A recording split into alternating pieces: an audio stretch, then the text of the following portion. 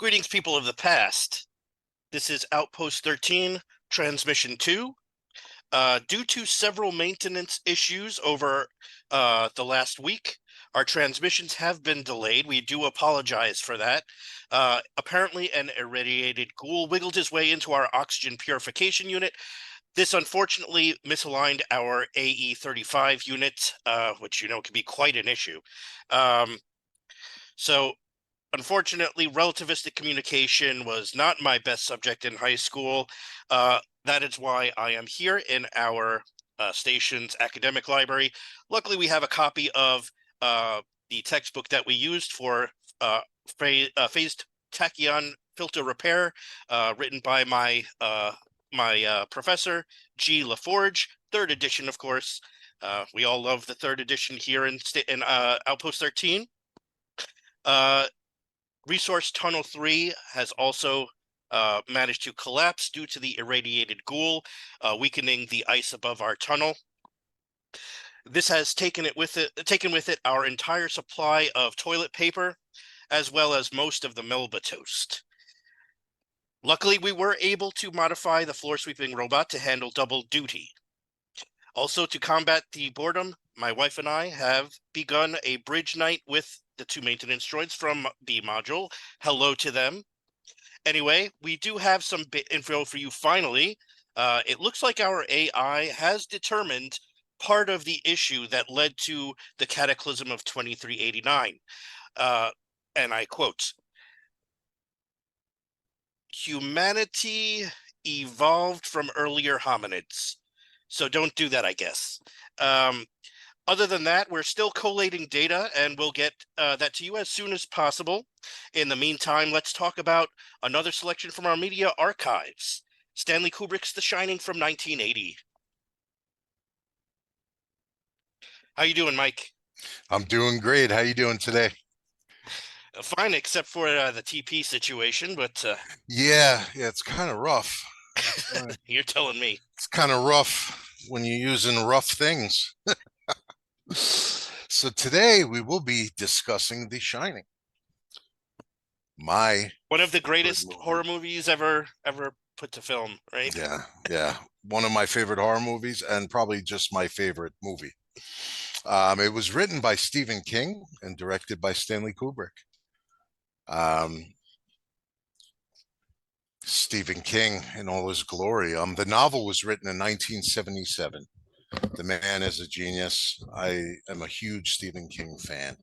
1977, The Shining was released as a film, or I'm sorry, as a novel. Um, and then we have Mr. Stanley Kubrick, who came in and made it his own. And he took the book and ran with it and adapted it into a masterpiece. Um, I know that Stephen King is not too pleased with the rendition that Kubrick produced. However, I couldn't see it any other way. I don't know how it would be had it been directed, say, by Stephen King. Kubrick really made it his own and made it a And I think you're going wonderful to piece talk of a art. little bit. Sorry to interrupt. You're going to talk a little bit about the differences in today, I guess, right? Yeah. There are several differences between the book and the movie. Uh, uh, the book is more closely related to the miniseries that aired on television several years back. Um, it was his attempt at trying to make it more to the actual source material. Stephen King's choice to make it. Kubrick definitely took a couple of key points from King's book and got rid of them completely. And then he also added some of his own. Basically, in the book, you're going to have a scene where there are several topiaries on the grounds that are cut into the shapes of animals. In the book, as well as in the miniseries, they attack the people in the film. That was not in Kubrick's film. It Yeah, was he not. did. I'm sorry to interrupt again. Yeah, he completely got rid of that, right? It's the Yeah, just omitted it Yeah, completely. it's he instead he turned it into the Overlook Maze, which is Yeah, Definitely different, but comprised of the same stuff though. yeah. But yeah, he turned it into the maze. Another thing, King seemed to focus more on the, and I'll get into this a little more later, but King seemed to focus more on the domestic side of things, a domestic tragedy, as opposed to the supernatural aspect that King wanted the hotel to portray, more than Kubrick allotted it to do in his film. Kubrick definitely focused more in on, the domestic evils as opposed to the actual supernatural. There is supernatural in this film, however, it's not as in depth as King's book was. Um, a lot of the characters, we don't know background stories in Kubrick's film. The book goes in more depth into that. Um, it said, despite all the accolades, King loathes the imagining of the novel. Um, he thought that it was a beautiful film and looked great. But he has been quoted as stating it's like a big beautiful Cadillac with no engine inside it. Um, he, he complained that the director was too pragmatic and rational to wrap his head around the supernatural aspects of the book. He's quoted as saying Kubrick just couldn't grasp the sheer inhuman evil of the Overlook Hotel, so he looked instead for evil in the characters and made the film into a domestic tragedy with only vaguely supernatural overtones. If King could have it his way, he'd right all the wrongs in Kubrick's film, stating, I'd like to remake The Shining someday, maybe even direct it myself, if anybody will give me enough rope to hang myself with. And he did so. He had something to do with the miniseries. So, he was able to get his point across. The miniseries, not great, not great. Um, really love Kubrick's imagining of The Shining, though. Yeah, I can't honestly, I don't really understand King's opinion of the movie, but I haven't read the book and I haven't seen the miniseries, so I can't really speak to his what the what his vision of it Mhm. was. So, but I love Stanley Kubrick's version. Yeah, yeah. So, Here I have actually a clip on David Letterman's show with King, speaking about it. So I'll just play this for you guys real quick. What about Jack Nicholson in The Shining? Were you pleased with that? I thought he did a wonderful job Yeah. in Shining. How- Enjoyed it very much. How did you feel about the movie itself? Well, movie that I think are flawless and beautiful and just marvelous. And then there are other times when I feel as though I'd given Stanley Kubrick a live grenade and he heroically threw his body on it. Um,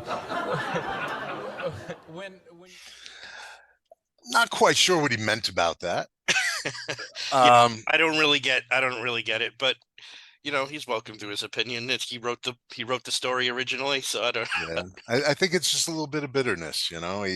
He had his baby and someone took it and expanded upon it and made it even more visionary. And to be mad at somebody for doing that, I guess I understand. But at the same time, it should be lauded for what it is. Does he just? It just occurred to me, but because I'm not sure, I know his opinion. What does he think about a lot of the other movies of his that have been? You know, he doesn't like a lot of his movie adaptations. He did I read recently a quote when he was making the film Maximum Overdrive, which if anyone knows, it's a film about Was that Spiel? a big, Was that I'm Spielberg? sorry. Max? No. I forget who he worked with on that. It was a monster truck, a 18-wheeler comes to life Right. and starts chasing people. Emilio Estevez is in it. But he's been noted as saying, even that movie, he goes, I was so high on cocaine during the production of that movie. He was shocked it even came out and saw the light of day. So unfortunately, you can definitely see that in the film Maximum Overdrive. It's not one of his best. Eh, you know, I have my favorites though. I love Needful Things. I thought it was a great movie adaptation. Um, Christine was awesome. It's just, I guess it depends on how much the director walks on his source material. You know, that's Gotcha. the only thing I could think of. You know, he gets upset if you step on it too much, you know. Fair enough. Yeah, yeah. And then this shot right here is from the opening credits. It has one of the best opening scenes of any movie. It's basically a drone shot before they had drones. I believe I read it was filmed out of a helicopter, if I'm not Yeah, I mistaken. think even in the beginning, you could see the shadow of the helicopter on the side of the mountain in certain Oh, shots. the shadow. Mhm. Yeah, yeah. So you got this hovering, intro, basically just a zooming shot, hovering over this beautiful landscape. Your intro credits there, showing more of the gorgeous landscape. Um, some more of the roads, and in this scene, Jack is actually heading to the Overlook Hotel for a job interview. He's been asked to show up and interview for the over the winter caretaker position. So he and his family will be living there throughout the whole winter season, just making sure that the Overlook is taken care of.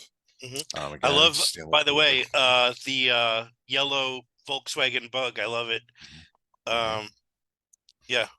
Definitely. And then later on, there is a scene, and I'll bring it back up again later, where there's a car accident that keeps a character from getting to where he needs to be, and Hey, and it's a red Mhm. Volkswagen Bug, It's right? a Which red Volkswagen Bug. was originally in King's book, I believe. Uh-huh. And Jack was So Kubrick basically, it appears as if he just took a dump on King's face just like a by giant doing that, finger. Yeah. and that I could see why he's mad. Just this beautiful swooping intro of this film. Mhm. Yeah, what do they call this road? I forget. They call it like the Snake or something, or I don't recall the exact name, but it is a very windy something like that, road. right? Like the Swerve or the Snake or something they call it in the movie. Mhm. I don't remember right now, but yeah, because it's so like windy and Yeah, yeah. um yeah, and this is the exterior of an actual hotel. This is the Timberline Hotel in I believe it's Northern Oregon on like Mount Hood or something. Mount Hood. Yep. Yeah. Hmm. This is an actual hotel that you can actually stay in, Hmm. that they used as the exterior. But most of the scenes of this, other than this like overhead shot, were a set built by the production company, Hmm. right? Yeah, they had a lot of indoor sets. They actually the hotel itself in the film later when it's shown is a composite of different parts of the hotel you're seeing right there in that image. Um, Basically in the center of your screen, kind of in between the chimney on the left and the peak on the right. Um, they changed it around so that that was the center of where you enter and exit the overlook. So he kind of it was an amalgamation of that hotel, but he kind of pieced it together differently to make it his own, if you will. Another thing we should probably mention is that notice in this shot, um, you start to get a sense. Well, you don't know yet, but you start to get a sense of the nonsensical nature of the Overlook Hotel, right? Mhm. Because there, if you notice something gigantic is missing from this picture, right? A major key in part of the movie. It's like where's the maze, right? Where's the maze? And the maze should exist right where we see that embankment. Right. In the film, Danny comes running out of the front door, right to the maze. It's immediately to the right in front of him. So where that slope comes down, where those yellow cars are on that left, is technically where the entrance to the maze should be, and it's not there. Now, of course, you don't know that at this point because this is just the beginning of the movie, but Yeah, as you go along, I guess definitely. we'll get more into the layout of the Overlook Hotel. Right. Let's get to our next one. The Grand Overlook Hotel. I just found that slide to be amusing. I'm a big Wes Anderson fan. All right, so this is the scene. Jack shows up and he comes on in and he greets the receptionist greets him and he lets her know, I'm here for the job interview. I'm here to see Mr. Stuart Ullman. I love this scene because there's foreshadowing. If you see right behind Jack to the left, you see the sign for the Gold Room, which we're going to get into later. It's going to give you a little more insight as to why that is just a foreshadowing piece of film there.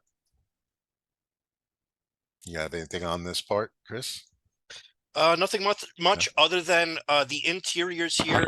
I have pictures of later on. The interiors here were modeled after the Ahwahnee Hotel in the what is it, Yosemite National Park? Yosemite National Park. Yeah, which I have some photos of later. You'll see there are actual rooms in the Ahwahnee Hotel that look just like this, but of course this is not the Ahwahnee Hotel. It's a set that they built, but a lot of it, especially the first floor, looks exactly like the Overlook Hotel. Definitely. And this scene in particular is one of the many instances where the layout of the hotel doesn't make sense. He comes and he walks in the front door. The turns that he makes to get to this particular office, if you think about the layout of the building as he walks in, it's impossible for there to be a window in this section of the building. So, and we could get into that a little more later. But there's a lot of impossibilities as far as the layout of the hotel. And I think that leads a little more to the supernatural aspect of it myself. And it's sort of like an unconscious, like, I don't know, an unconscious feeling of I don't know. Confusion. Confusion, just, yeah. Just like I feel confused. I feel confused. Definitely. This movie is very visceral. This was the first visceral film experience I think I had in my life as a child when I first saw this movie. And I think that's why it stuck with me so long, and it is my favorite film. You feel the movie. You're not just watching it, you feel it. The atmosphere creeps into your blood. Definitely. I think that has a lot to do with Kubrick's use of apparently he studied a lot of things in his life. He was an avid reader, and one of the things that he was interested in was psychology, and also, I guess more importantly, the psychology of like advertising and things like that. How advertisers get to you subliminally. Oh yeah. And I think he used that to great effect in his film. Kind of like in They Live, it's that kind of right. Yeah. Yeah. In this scene, I read somewhere that when Jack goes in and you see the desk from the opposite angle, he has a book, a red book on the desk there, which is the Red Book of Hotels or something. Oh, sorry about that. Yeah. Actually, do you mind if I show the picture of it? Because no, please do. Just because I want to make a point about Stanley Kubrick's interest in psychology. I thought I had an image in there with that. I think it's a little later though. Oh, okay. Does that show up? Oh yeah. So here, this is the Hotel Red Book, 1956. I don't know what year the Red Book that they have on the desk is, but it looks very similar to Carl Jung's what he called the Liber Novus. Yeah, also colloquially called the Red Book, I guess. This is what it looks like, which is the book where Jung sort of developed his notion of the shadow self, and developed a lot of, I guess, like his notions of archetypes, like unconscious archetypes and things like that. Definitely.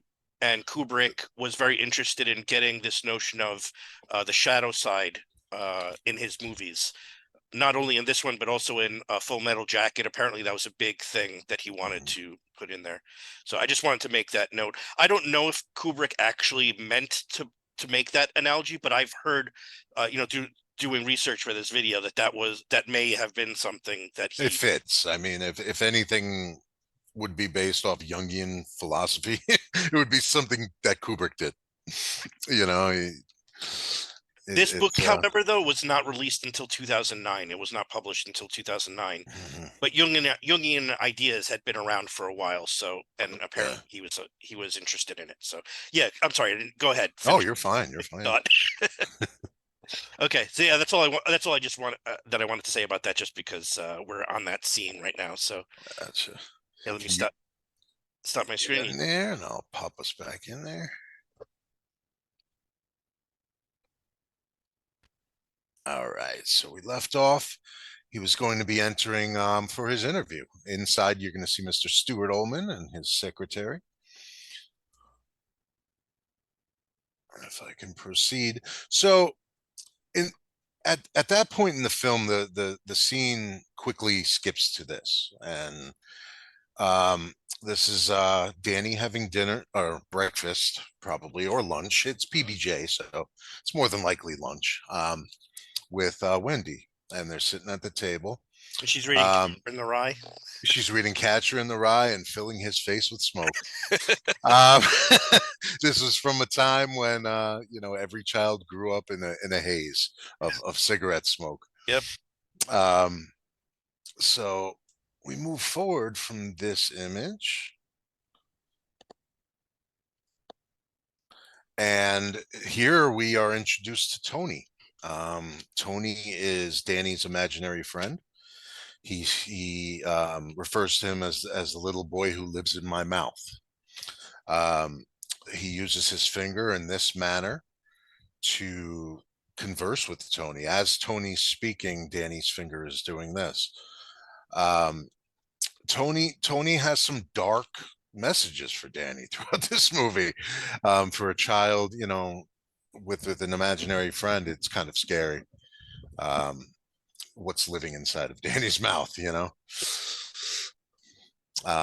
then you got Wendy, you silly goose. Shelley Duvall. Shelley Duvall. She's awesome. So then again, the movie, the scene shifts back to Jack's interview. So here he is with Stuart Ullman. And this is a scene where Stuart takes the time to say to Jack, if you work here, you're probably going to kill your whole family. I mean, he basically tells him, before you start here, I have something I need to tell you. We had a caretaker here in the past. His name was Charles Grady. And while he was here over the winter, he went crazy and he hacked his 2 daughters and wife to bits with an axe and stacked them neatly in one of the rooms. He doesn't say what room, but it's assumed. I think we're gonna know. Yeah, I Yeah, believe it's gonna be. We're gonna visit that room, but I'm pretty sure that is the room. Most unsettling job interview in history, right? Really, you're told that. I'd like a job here. Oh, someone completely and brutally murdered the most loved people in his life here. It's kind of but he says to him, I'm not afraid of ghost stories. Don't worry about it. We'll be okay. This is not just for the story that he tells, but this whole scene is very unsettling just because I don't know, there's just something about the way that Kubrick sets up that scene. You have this really overexposed light coming in through the window. You can't see it in this shot, but when you watch the movie, it's almost like a fog of light coming from the window. Yeah, it creates a silhouette. It's very bright. It's like a halo behind him, an aura almost. Right. And also the way that Jack responds to this story is so unsettling, and he gives no concern, it seems like, to the fact that his child and his wife also are going to have to stay here by themselves, like Yeah. alone. And it's just he's just so like cold. I don't know. It's just something about the way that he shoots this scene just feels so off to me. Yeah. Well, Yeah. you can tell Jack is a man that feels he deserves more than he has in his life. You Yeah. know, you Yeah. could just tell that through his character. And, you know, Yeah, he says what does he say? I was formerly a teacher, but I just did that for the money or something, right? yeah, yeah. Fact, right. You Yeah. know, he has visions of grandeur, Yeah, you know, like you. and he can't live up to it, Mhm. you know, and it's sad for him, and he's trying. And so I feel at that point, you know, the safety of his wife and his son um is overshadowed by his need to make some money for his family. Right. As Reminds well me as go, I'm sorry, go go ahead. ahead. As well as the solitude of he needs the solitude to write, you know, and he's looking forward to that because he is a writer, he's an author. And this is a great opportunity to spend an entire winter focusing on what he loves to do, which is writing. Yeah, it's what he thinks he needs, right? Hmm. Um, there is no there's no evidence though that he really has had any success as a writer, right? He says I used to work as a teacher, but Hmm. they recently moved because they don't really say why he lost his job or if he quit, if he got fired. They don't really say anything They about it, do right? get into that more in the book and the miniseries. Okay. Um, I believe what happened was he attacked, if I'm not mistaken, he attacked a student. That The fits student, character, right? huh? That fits with his character. Yeah, yeah. And I believe I haven't seen the miniseries in a while. And I've read the book several times, but you know, when you're comparing the two, they kind of mesh sometimes, so it's hard to tell. But I believe that's what happened. It was an alcohol-induced attack on a student. Um, when he's asked by the other, like the summer caretaker, I forget the name of the character. Is it Dick Halloran? No, No, he's not the chef. In this scene, there's another the summer caretaker. oh, uh-huh. I I forget. don't remember his name Yeah, either, I but forget what I his do name know is. who you're speaking But about. Yeah. he asks Jack, like, what were you doing before this? Like, what are you what's your job? And the way he says like I'm a writer just reminds me of like when when people are unemployed and they say I'm an entrepreneur, like Yeah, yeah. you don't really believe I'm them. a self-starter. Yeah, you don't really believe him when he says it. I don't know, Yeah. but anyway. So here's a scene, you know, Jack, he had a successful job interview. He's been offered the job. He's calling home now to let Wendy know the good news, and that they're all going to come together and eventually come on up to the hotel to spend the winter. All right, so we have a scene change here. Danny in the mirror at home. Again, he's talking to Tony. Tony's giving him some warnings. He's basically telling him, "Your dad got the job, but you know you shouldn't go. There's danger." And as a kid, he doesn't understand what's being told to him. Um, he moves forward into this scene here, where Tony really lays into him. You know, you're gonna be in danger. And then we have the famous blood scene. There's a quick flash of this. It's not for a long duration, but Danny has an episode in the mirror and starts going into convulsions. And during that episode, this is part of his vision, the elevator at the Overlook Hotel opening up and gallons upon gallons of blood just spilling out of it.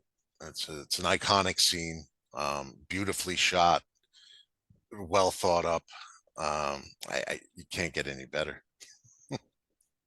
Yeah, I mean, this is like a scene that's made its way into the culture, right? I mean, Yeah, yeah. everybody knows this scene, Hmm. just like the Red Room thing. Yeah, yeah. You get a fuller version of this later on in the film.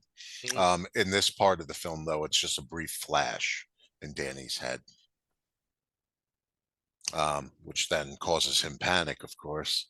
And, Uh, it's like he kind of looks like the elevator when he's thinking about it, like the faces that he makes. yeah, Kind totally. of I get it. Opening of the door, yeah, you maybe see, the. like if you see the eyes on the elevator and the Mhm. mouth, the Let's wide go gaping. back. Yep. Yeah. Yeah, the two eyes with the dials above, Mhm. and then Danny screaming. Yeah. Uh-huh. Okay, so now he's had this horrible episode. So Wendy is going to call his doctor. This is, I believe, just his pediatrician. She's been dealing with him his whole life, so she should know best. And here, Wendy, she asks, "Do you mind if I smoke?" And of course, she doesn't. And the whole room fills with smoke again. And you're just waiting for that ash to drop, right? I'll tell you, on the second one here, we can see how long Wendy's ash actually becomes. As you see there, you're just sitting there wondering when that ash is going to fall, and it never does. You know what though? I think this is probably done on purpose because this Mhm. scene is so tense. It Because is. what she's doing in this scene is like kind of covering for the fact that Jack abused Danny, right? Yeah, yeah, Like she's kind of making excuses for him, like well, because she's talking to the psychologist here, right? The yeah, yeah. psychologist asks, "How did Danny get injured?" Right? Hmm. And apparently Jack dislocated Danny's shoulder because he Hmm. yanked him once when he was drunk or something. Well, he got into his manuscript and he threw it all around the room. Right. So he walked in drunk, saw that his manuscript was now everywhere and out of order. So yeah, he yanked him by his arm and he dislocated his arm. Hmm. And it's kind of like she's the cigarette that's burning down here, Yeah, yeah. just waiting for like the ash to fall. You can see that tension. Yeah. So, and then the doctor, of course, her best advice is to just blow smoke directly into Danny's face There you and go. he'll be better in the morning. So, moving 8 out of 9 on, let's go doctors back there. recommend that you smoke Marlboro Light. So it moves from that scene onto this. So this is now Jack, Wendy, and Danny, and they are on their way to their new home for the winter. Jack's new job as caretaker at the Overlook Hotel. And he tells him the story of the Donner Party, The Donner Party. Yep. and he's like loving it too, like telling him the story. He's like the smirk that he has on his face Hmm. when he's telling them that they had to resort to cannibalism. And Danny says, "What is I know, cannibal?" Oh, he says, "You mean they ate each other up?" right? That's what he says. It's a great scene. Yeah, and Wendy's like, Jack, don't. Or, oh, sorry, Jack. His name is no. Yeah, yeah. What's Jack, his name yeah. in the movie? It's Jack, right? Jack Torrance. Yeah. Jack Torrance. Yeah. She turns to him and she's like, Jack, don't tell him that story. When we're going up into the mountains and Yeah. uh, But Danny takes it in stride. and it's funny. Yeah, it's funny. He's like, don't worry, Mom. I know all about cannibalism. I saw it on TV. And Jack says, "See, it's okay, honey. He learned it from the television." Yeah. I love that scene. Yeah. All right, so a little bit more of travel. You can see it's just beautiful, beautiful countryside there. Again, we have the view of the overlook. And where that slope is This where, is the actual Timberline Timberline Hotel, or is that the? you know, I believe it is the real one.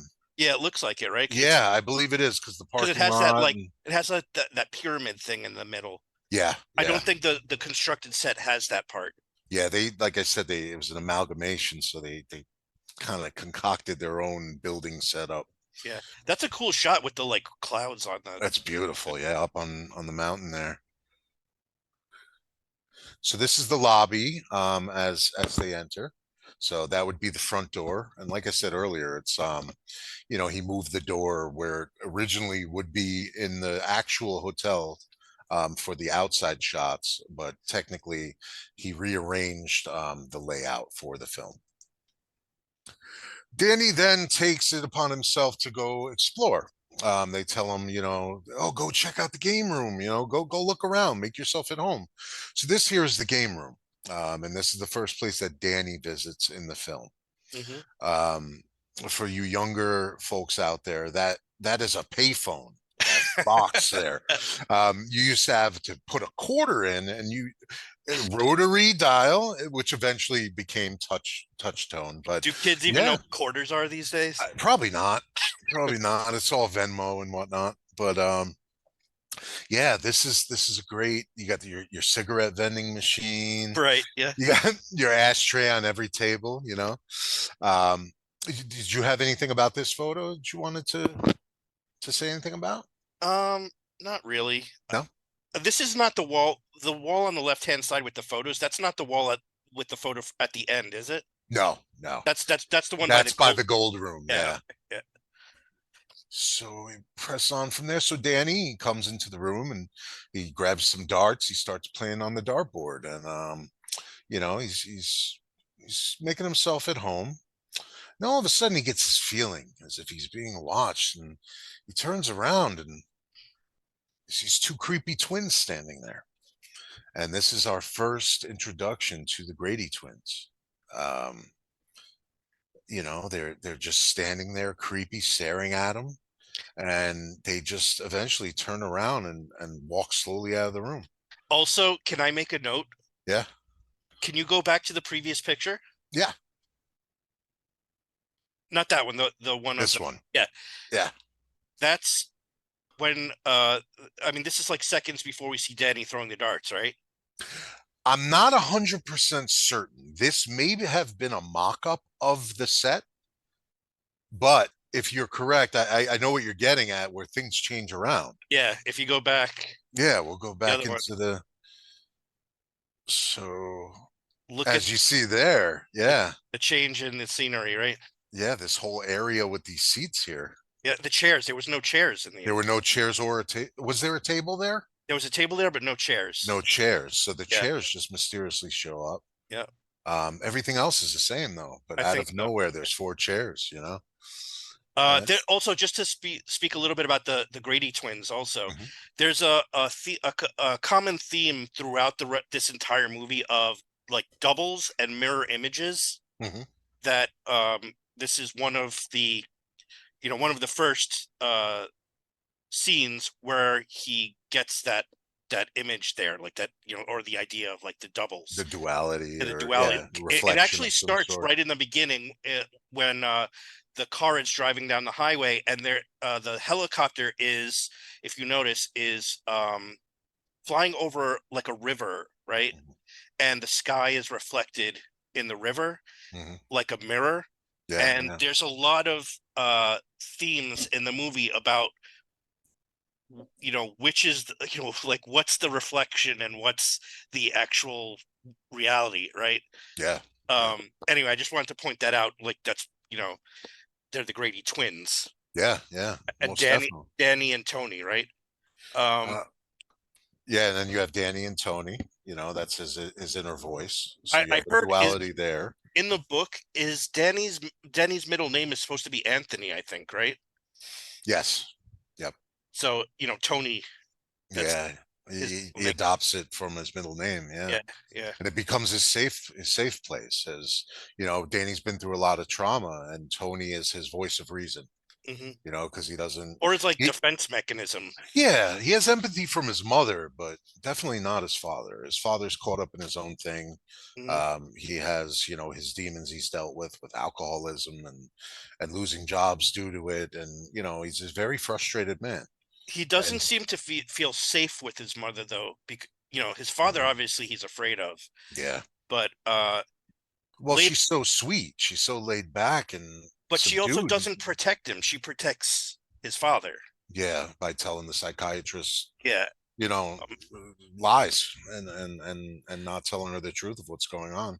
there's a scene later on, because I just rewatched this movie before we started the video, Mhm. that struck me. The scene where Danny like goes away, like Mhm. when Shelley Duvall's character asks, Danny, like after the choking scene, right? Yeah, yeah.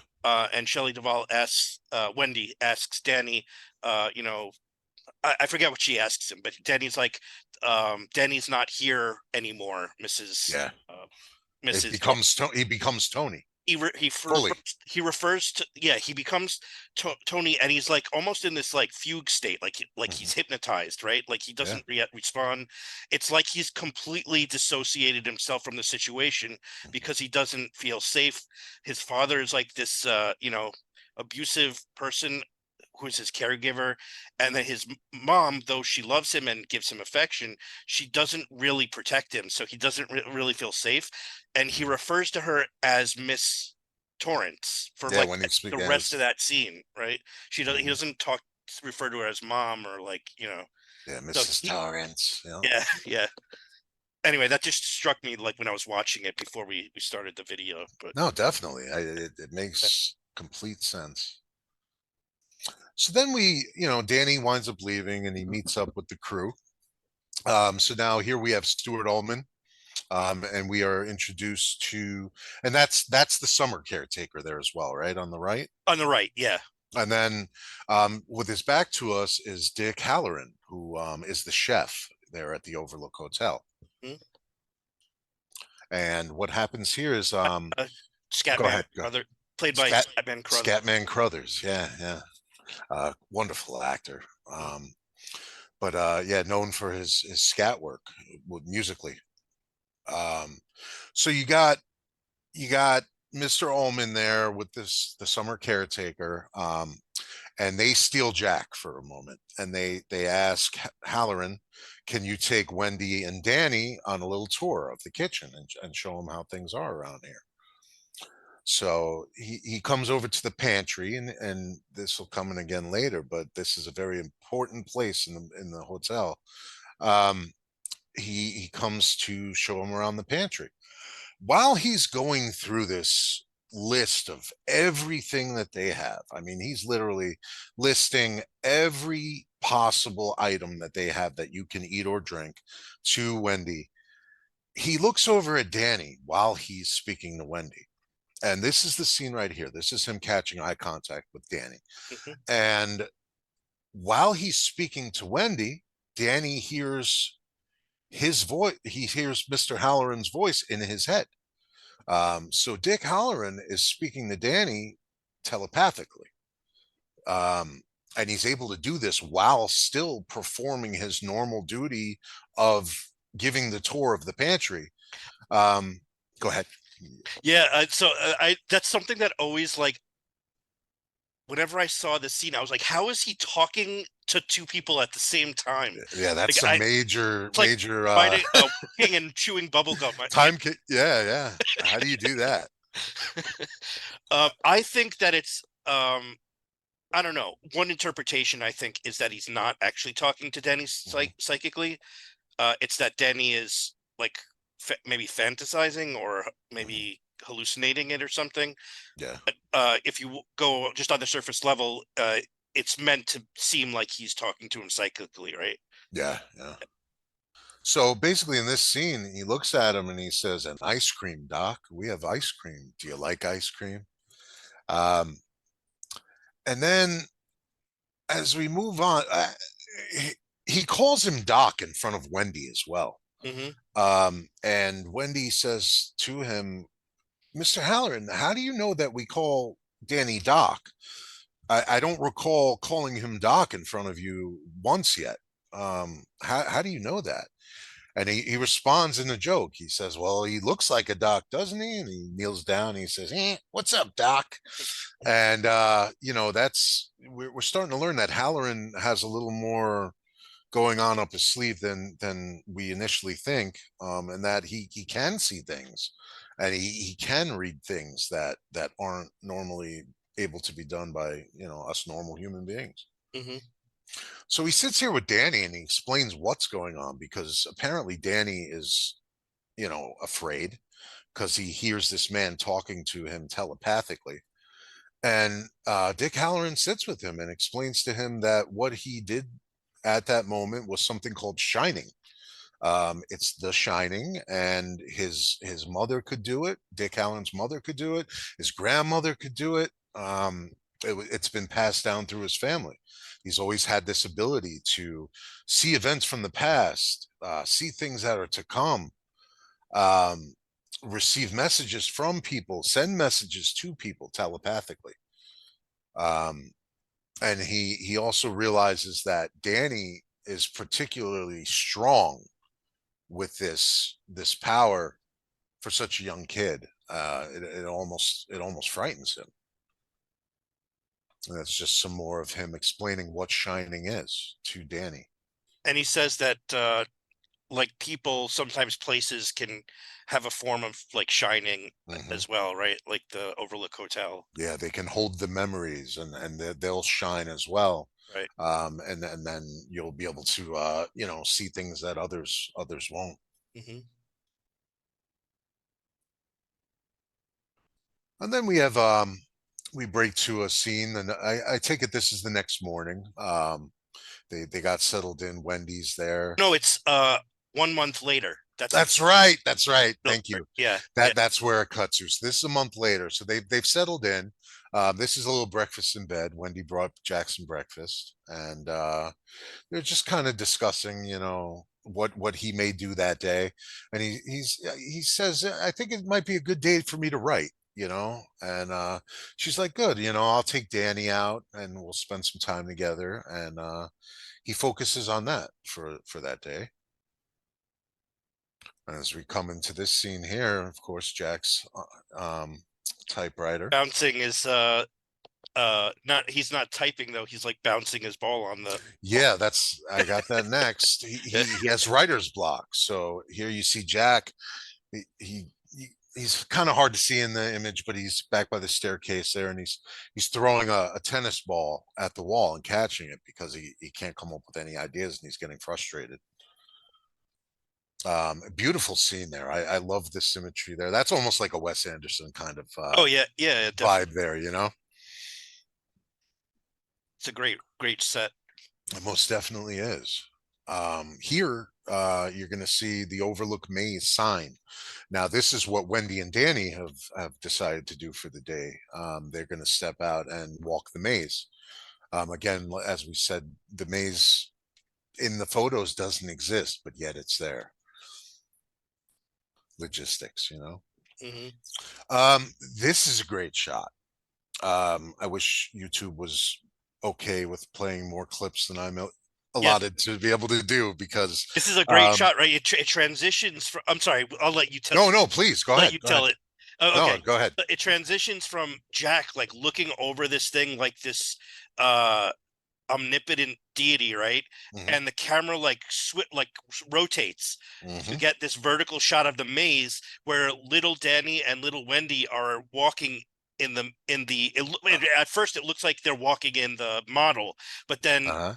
it goes to like the real life versions of them, which is a great shot. Oh yeah. Yeah.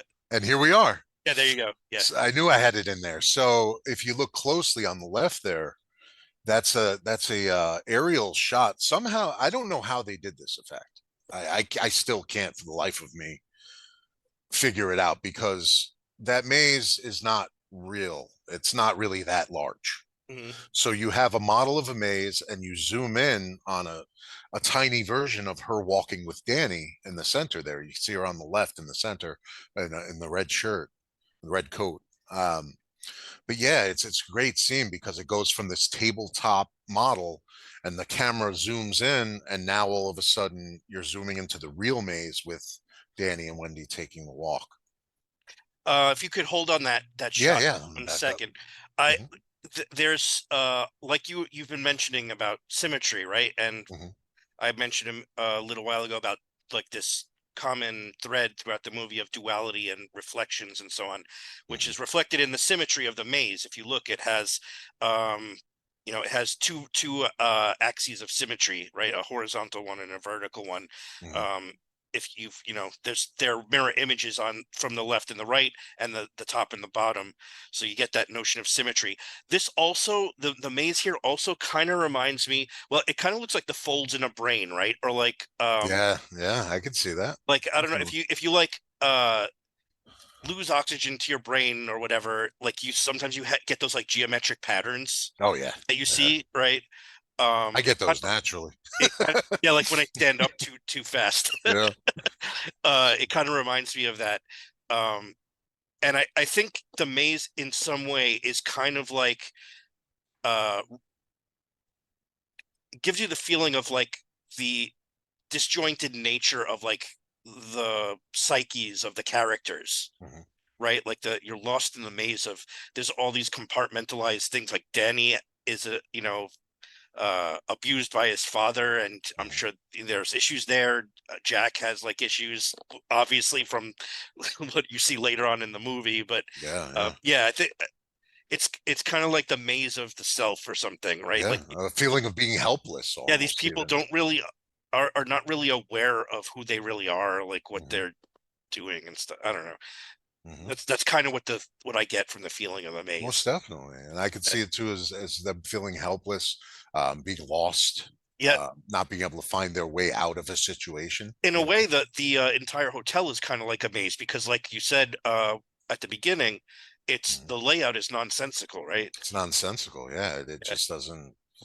The rooms aren't where they're supposed to be. If you think of how the outside is laid out, as opposed to when he walks into the lobby, yeah, it just you doesn't know, fit together. Yeah. not at all, not at all. So moving on to, let's see what we've got. Another shot from the outside. It's just getting a little, it's starting to show that the sun's starting to go down. It's getting a little later in the day. Mhm. Um, and then we move on to this little clip I have here.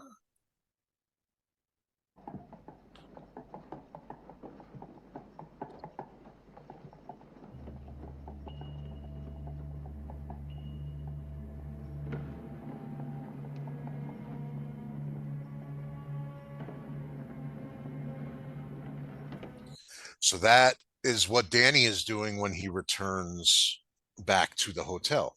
Mhm. He starts to ride his tricycle around, and I have always loved that scene to the utmost that anyone can love anything. Um, Basically, I love the sound that goes with it too, Yeah, because there's go ahead. he, you have the music, but you also have his wheels. They hit the carpet, they get muffled. They hit the hardwood floor, you hear them. It's almost rhythmic in its sound. If you watch the entire scene, that I clipped up a little bit, but to watch the entire scene, there's a rhythm to his writing. It's almost percussive.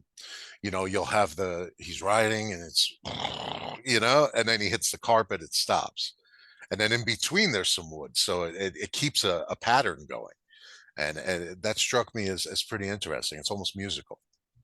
Yeah, that's something that definitely struck me too. The when the transition of sound when he goes from the rug to the hardwood floor Mhm. just totally adds to the.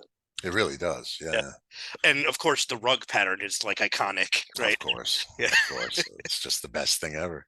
And then also you got. Let me see what my next one was there. So yeah, just a still photo. Um, the way the camera follows him too is ingenious. I It mean, reminds me, speaking about the camera following him, it reminds me of the intro, yeah. right? With the Uh-huh. the helicopter following the car. Now Mhm. it's like the camera following Danny as he rides around Yeah. like that, serpentine kind of pattern, right? Hmm.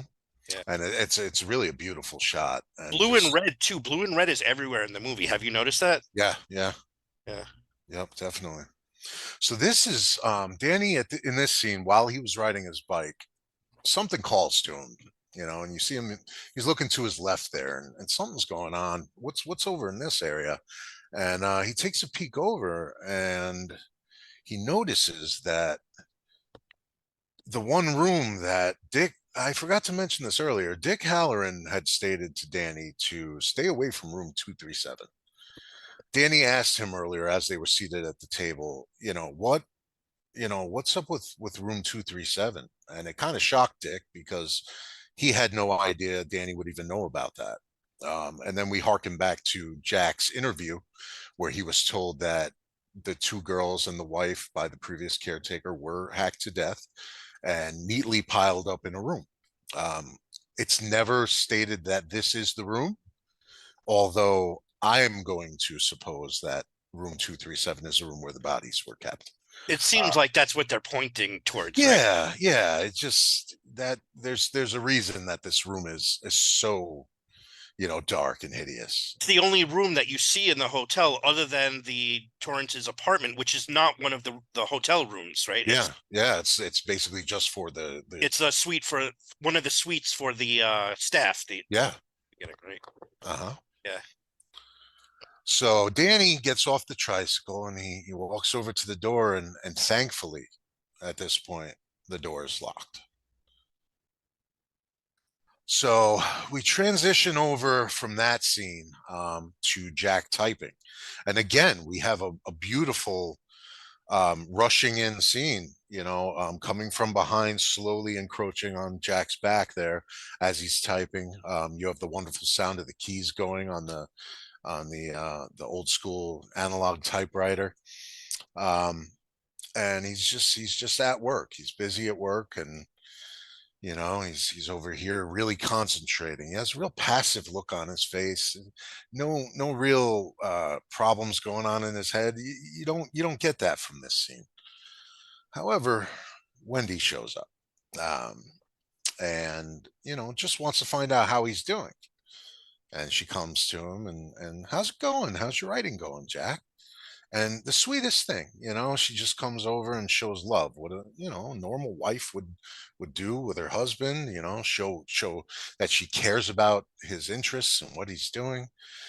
And Jack tears her head off. Basically, he goes in on her and tells her, I'm working right now, and you are interrupting me. He pretty much blows up. He tells her, when you hear typing in this room, I don't want you in here. Stay away. And he actually tears up the thing he was writing. He gets so angry that he just basically lets her know that this is null and void now. You've ruined it. You've ruined my creative spark. And it really sets her back. She's not used to this Jack. At least not in recent times. She may have seen this Jack before, but this is the first time we're seeing Jack really, show his true colors here. Yeah, the first thing she says to him when she comes into the scene is it's gonna snow or something, right? Mm-hmm, mm-hmm. And his response to her is, what do you want me to do about it? Mm-hmm. Yeah, he's not a sweet person. He's really mean to his wife. Yeah. So Jack Nicholson does such a great job in this movie. He's so over the top and just menacing, and you just really feel bad for Wendy in this scene, and you just see like what a jerk he is. Yeah, or what a jerk he can be. Yeah, most definitely. After that scene, we get this scene. This is iconic Nicholson. He's got the eyes for this. He basically just kind of zones out. It's him just standing kind of in a twilight room, zoning out. And it comes in closer, and we get this look on his face where, that's not the Jack that we knew, a couple hours ago. There's something's going on in this man's head. Something's overtaking him. There's something wrong here. There's I've heard this referred to as the Kubrick stare. Yeah. Well, if you go back to was it Full Metal Jacket? Yeah, Private Pile. You have a scene where he has the same stare. Mm-hmm. It's that and 1,000-yard stare. The way that he shoots the face and the like position of his head. Yeah, how it's down a little bit. Gives the impression of like almost like with the shadows, almost like a skull-like appearance to his face. Yeah, the shadows cast on the eyes. Yeah. This scene, it's not clear, but right before this scene comes, you see Wendy and Danny like running around in the snow outside, like having Yeah, they're fun. having a snowball fight. Yeah. And Jack is like, I have to work, but he's not working. He's like staring out the window like a psychopath, Yeah. right? It's almost like I don't like he wishes he was out there, like, or that he could be the person that was out there, Mhm. like having fun with his family, but he's just not. He knows he's not that person. Yeah. Yeah. I don't, this scene is so creepy. It is. It's an ominous scene. The I whole love it. Kubrick, like they zoom in on, like very slowly on his face, Mhm. and it sticks with him. And I don't think, does Jack Nicholson even blink in the scene? I don't believe so. No, Yeah, like it's just a dead stare. it's a long scene. It's like 30 seconds or something. Yeah, and the slides don't do it, justice. Yeah, It's a beautiful, zoom in on his face slowly, and the ominous eyes, and I think it even goes further than this, and it kind of gets closer to his eyes. yeah, and then Uh, just at the very end, very like minute changes in his face. Like you see his eyes twitch a little bit, and mhm. then a very like tiny smile like comes across his Yeah, face. yeah. Yeah, such a good It's shot. almost like the Grinch. Yeah. We bounce from that scene. Wendy's over here in the room, the communications room. This room has the radio where they can communicate with park rangers. It has a ham radio as well. And she's in here just making sure everything's okay. She knows it's going to snow. She knows a big storm is coming, so she just wants to touch base, and she just kind of wants to make sure that everything's working. Breaker, breaker. We're over here at the Overlook. How's everything going? They let her know, there's a big storm coming your way. Just be careful out there. If you need us, we may lose communication. We hope we don't. But just to take care, they give her that heads up. And if you see in the background that light coming in the window, that's almost reminiscent of what you were speaking about earlier in There's a Ullman's lot of office. shots like that when like especially in the beginning of the movie. Mhm. The light is just like oppressive almost coming from the windows. Yeah. This scene, just if I can speak a little bit about it too, I get the impression here that Wendy is not just calling to be careful about, because of the blizzard and everything, and the Mhm. phone lines are out, but she seems like she's just supremely like lonely Yeah. because Jack is like not available at all Mhm. to her.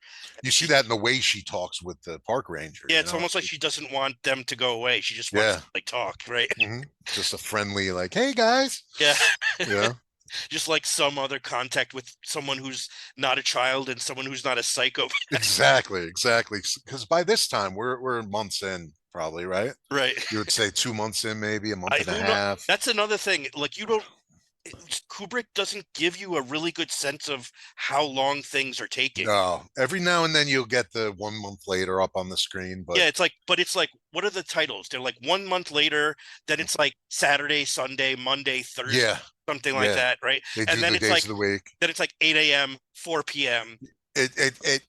It narrows down. Yeah, like If you notice, whittles down the to. windows of time get smaller and smaller. Yeah, but you like it's disorienting, right? You don't really Mhm. know what like like when one scene happens in relation to another one, especially at the beginning because the Yeah, time periods are longer. But yeah. yeah. That's why with the 1 month thing earlier, I forgot that was a month later, and that Mhm. it does throw you around because you don't know. Half the time you don't know if it's day or night unless you're in a room that's showing windows. There are very few night scenes. The only night scenes that happen, I think, are at the end, isn't it? Yeah, yeah, I believe so.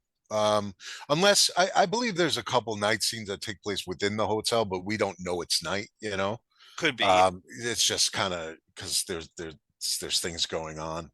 Hmm. Um, so we can't really tell, but the outdoor night scenes, yeah, they're just toward the end.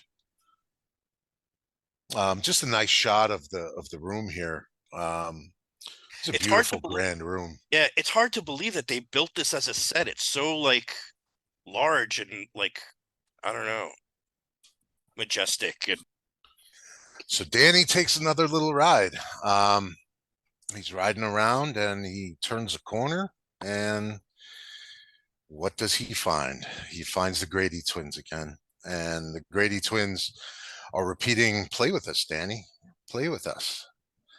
And Danny might be apt to play with them, if he didn't see that, So what happens is, he's getting these flashes between the twins and then what ultimately became of the twins at the hands of who we know at this point to be Charles Grady. Forever and ever. Forever and ever. They want to play with him forever and ever. So yeah, I mean, that's the face I would make too. And that's the face on the poster or of the right, like Yeah, the yellow poster. There's a poster. Yeah, there's a poster with The Shining, and inside the lettering, there's like Danny's face, like making that, right? I think that is this scene. Yeah. Yeah. And then, just to peek that they're not there, and they're gone. They just mysteriously disappear. So was it real? Was it going on in his head?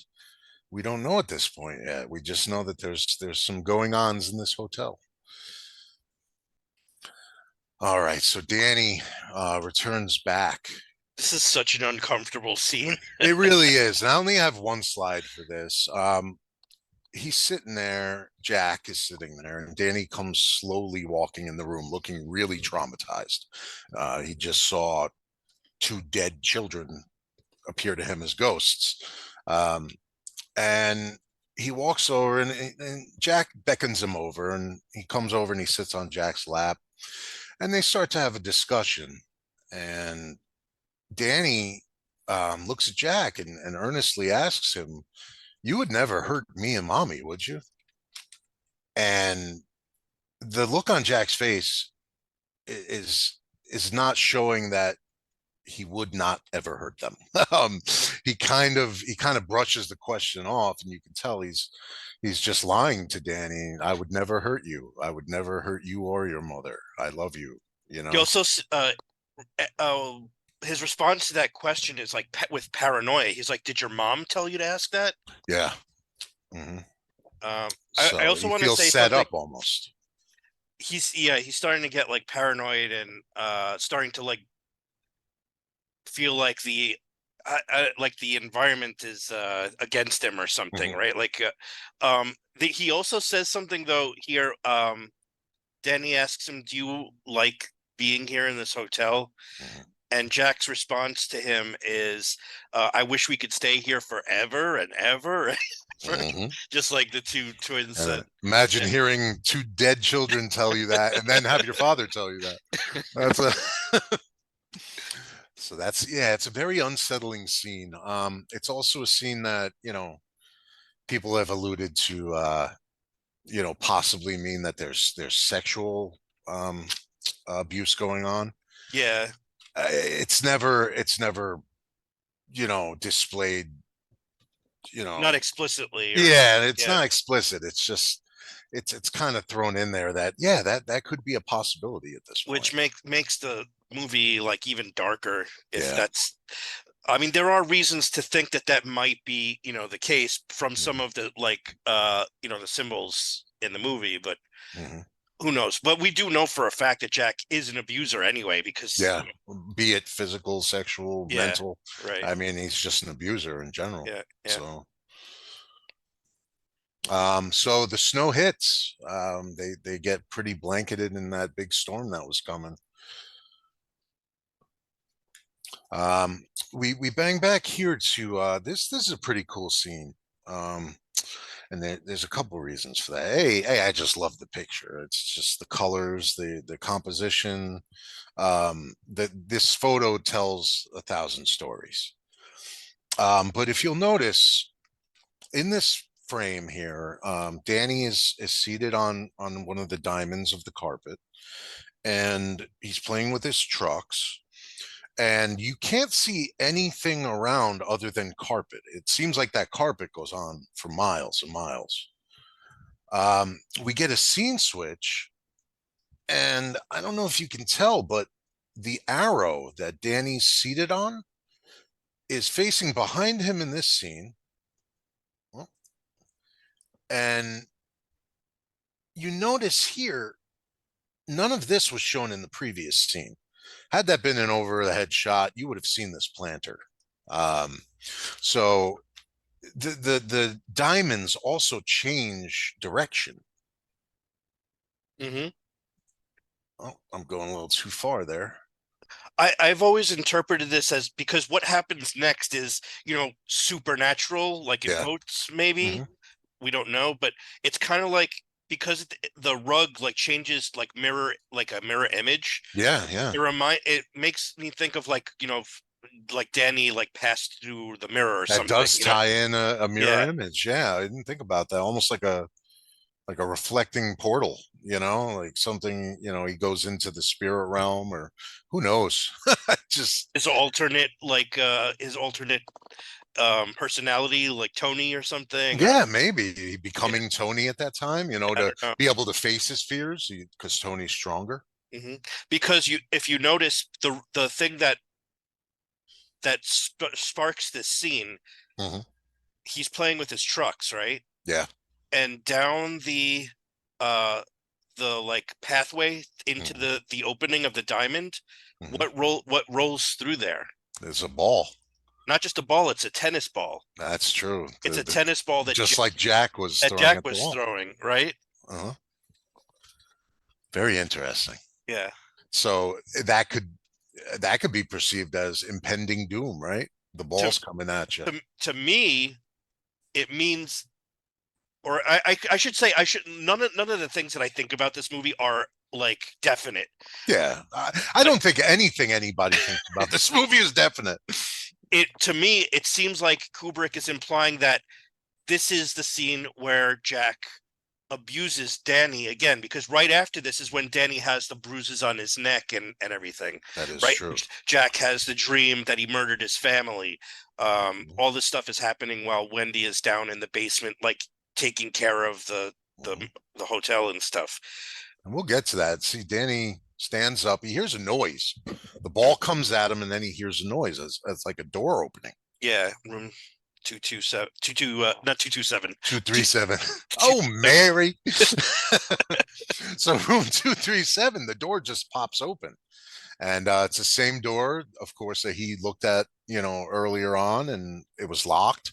Right now, there's a key sticking out of it, and it's ajar. And, he approaches the door, and that's the last we see of Danny for that scene. We just get a feeling that he walked into room 237. Yeah, I think also it's important that there are like mirrors. Like if you like the door is just cracked open a little bit, right? Hmm. Hmm. And the only thing you see in the room is mirrors. Yeah. Yeah. Two mirrors, and then the same lamp reflected, but in different angles. It's interesting. Yeah, there's two of them too. So again, there's like this duality theme that Hmm. I don't know if that's reaching, but Yeah, but yeah. again, mirror image, right? Yeah. You're You just got, saying it. and they have the two faces, right? Yeah, Yeah. they look like little Thomas the Train engines. So here's another difference between the book, the miniseries, and this film. Um, in the book, Jack is charged with taking care of the boilers. The boilers are a huge plot line in the book and in the miniseries. He has to take care of them. He has to bleed them and purge them here and there because they build up pressure. In this film, however, you see Wendy's taken on the task. She's the one that's doing all the work that Jack is supposed to be doing as the caretaker, when instead he's basically just staring blankly out of windows. Here, same room. You see she's checking all the voltage meters and making sure that all the everything that's tripped needs to be tripped and untripped and whatnot, and all the gauges, and who knows what she's doing here, but she's doing his job, though. We do know that. All of a sudden, Wendy, while she's in the basement, starts hearing a far off, echoey moan, and she doesn't understand what's going on. So she goes to explore it, and we're faced with this scene of Jack laying with his head on the table, having a nightmare, and he's really emoting from this nightmare. He's screaming. He's no, no. He's woeful. Wendy rushes to find where the noise is coming from and finds Jack in this state and wakes him. And as she does so, it frightens him and he falls out of his chair. Um, from this scene, it moves on to Jack explaining his nightmare that he was having to Wendy, in which he tells Wendy, "I killed you and I killed Danny in my nightmare, and it was horrible." And he's starting to, you can see he's wrestling with the person who is Jack and the person who is becoming Jack in this scene. He shows remorse over the dream, almost, he feels as if he's done something wrong, even though he really did nothing wrong yet. But Well, you can tell he has humanity still at this point. There's a smidge of it. I think this is the like the last bit of Jack that we see before his sort of like shadow takes over, right? Yeah, yeah. And I think in this scene, he's trying to cope with the guilt of what he just did to Danny. Mm-hmm. And it's played out in his mind through his dream. Yeah. But everything that happens after the scene, after Wendy accuses him of being the one that hurt Danny, Mm-hmm. it's all Shadow Jack. Yeah, from then on. Yeah, it's we don't see the nice Jack again. Yeah, it's like his sense of self is just completely shattered. Like he can't live with like the person that he is, you know? Yeah. I mean, he becomes his destined, position as the caretaker, and you also see it in Danny with him becoming more like Tony. So they're both changing to, he's changing to do harm. Danny's changing to, defend himself, basically. Mm-hmm. And just another scene. He's real spooked out about this dream. So let me go back one. So Danny comes walking in, sucking his thumb. Comes walking in really slowly and kind of in a daze. He looks miles away. From here in this scene, Wendy yells over, "Danny, everything's okay," because she's afraid that he's coming over to see why his father is having an episode. So she tells him, "Danny, go back to your room. Everything's okay. Daddy's just not feeling well." And it's as if he doesn't even hear her. He's looking straight through them, and he's slowly approaching them. Yeah, it's all Tony here, like it's all Tony. Yeah. You see, he has his thumb in his mouth. Yeah. A coping mechanism, of course, soothing. She runs over to him to tell him that, go up in your room, Danny. It's okay. And she notices he's all bruised up in his neck. So she sits down and, who did this to you? What happened to you, Danny? And he doesn't speak. He just kind of stares through her in this fugue state. Yeah, and then this scene is like, this is just leaves you sick in your stomach. It's almost like this scene, not almost like, this scene is like Wendy realizing who her husband really is. Yeah. And just like being completely revulsed by him. And you see Jack's like realization of that, like in his the facial expressions that he makes while she's like accusing him in this scene.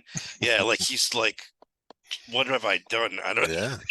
So she's screaming, "You did this to him. Yeah. You did this to him. Yeah. You did this to him." But he has no recollection, really.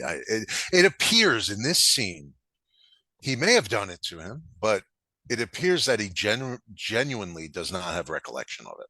He looks really confused. Did I do that? It looks like he's questioning himself. Yeah. Maybe he's just blocked it out. But like right afterward is this scene. And, you know, maybe it's almost like made its way to his unconscious, because in this scene, I think this scene like shows that Jack knows that he's the one that hurt Danny, to me. Yeah, and I'll let that play real quick. Yeah. Like every time he walks by a mirror. Oh, you only got one of them, but he walks Yeah, by. unfortunately, it was a shorter clip. But Yeah. every mirror he passes, he had a little fit like that. Right. And this is only, if you notice as well, I'll say it after the video. If you notice as well, throughout the entire movie, every light in the hotel is on. Yeah, yeah, that's basically. true. Yeah. In unused parts of this gigantic, sprawling hotel, the lights are always on. This is one of two scenes in which we see Jack turn on lights. Everywhere else, the lights are just on by themselves, and we can't figure out why. If you're not in that area of the hotel, wouldn't you want to conserve energy? Wouldn't you know, they're confined to this small little quarters for the employees, but yet the hotel's lit up. So he turns a light on in this scene. This is the gold room, and this is his first experience with the gold room.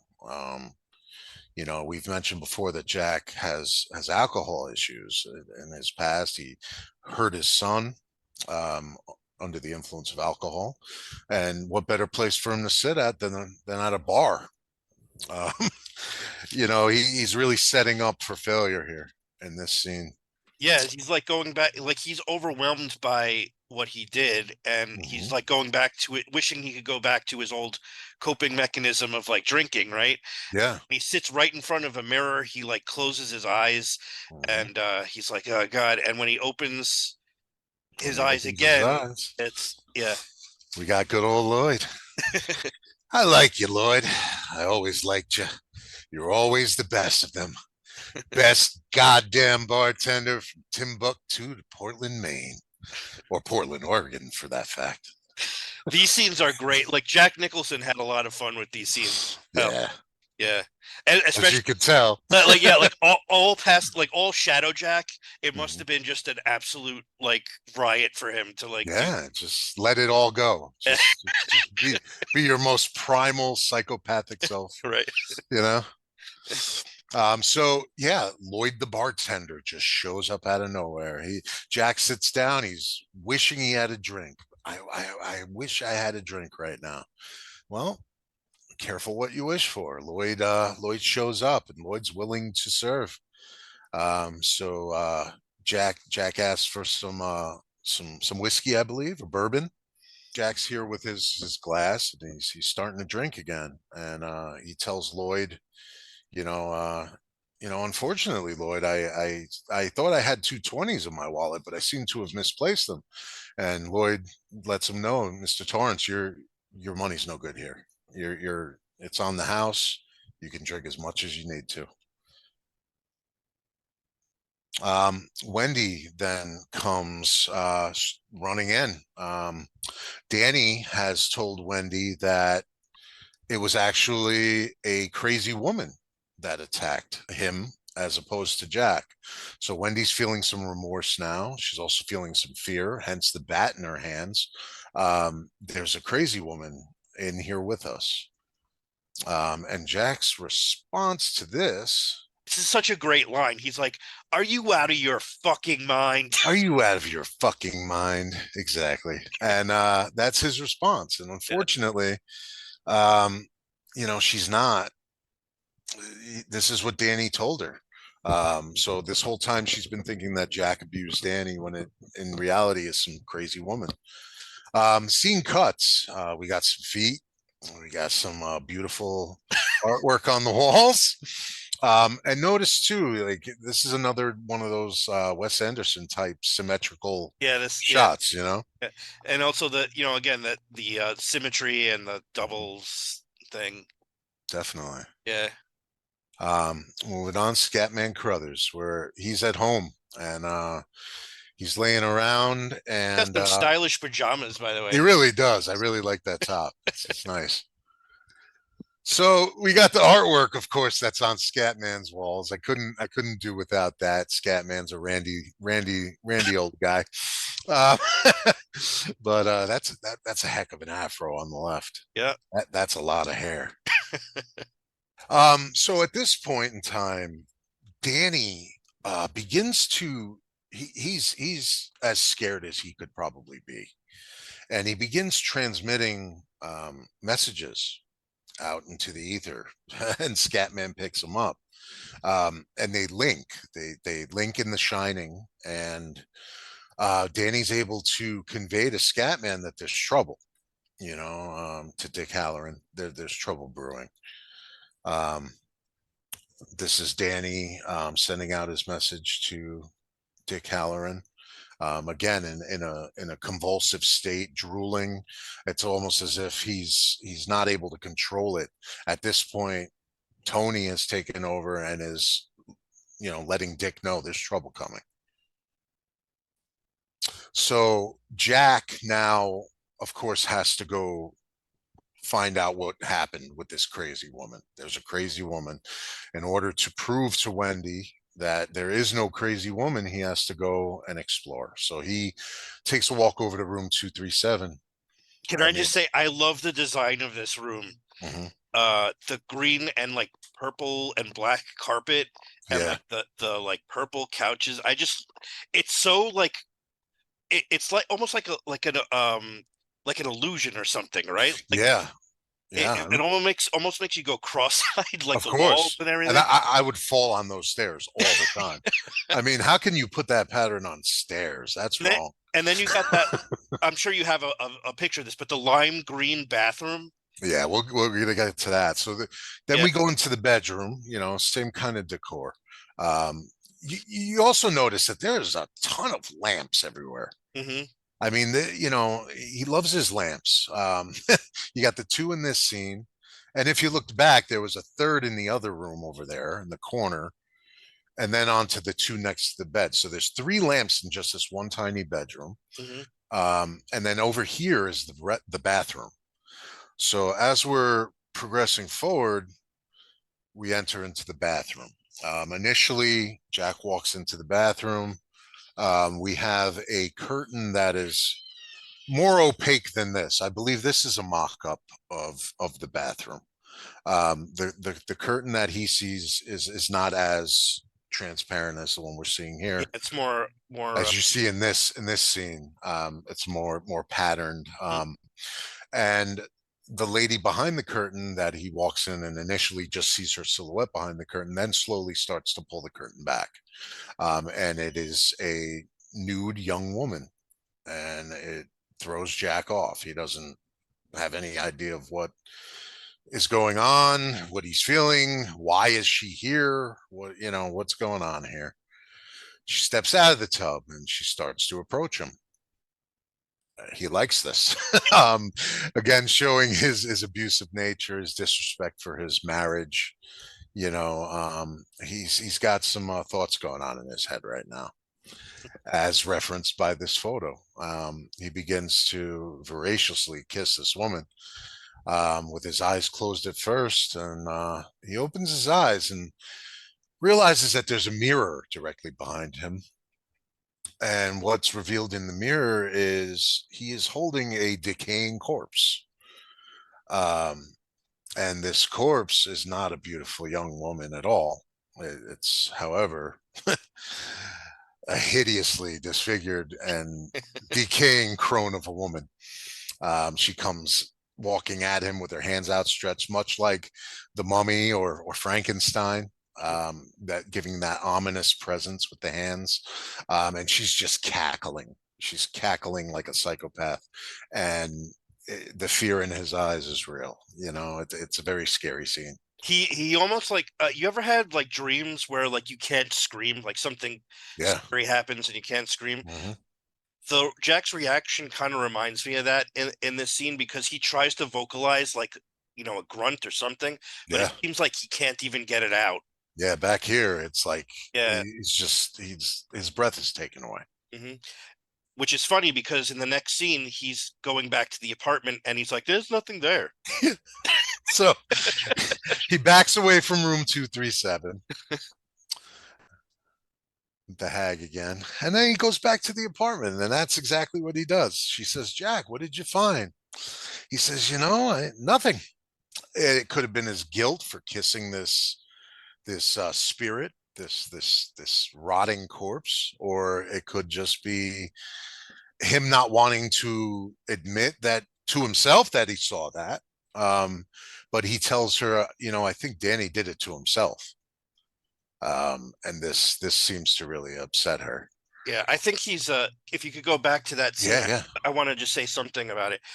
This scene is like Jack gaslighting her, I feel like. Mhm. Like, because he knows that he's the one that hurt Danny. Yeah. And not a ghost. Mhm. Or at least, in my mind. Yeah. I got you. But she wants, first of all, she's struggling with the idea that who her husband actually is, this horrible person.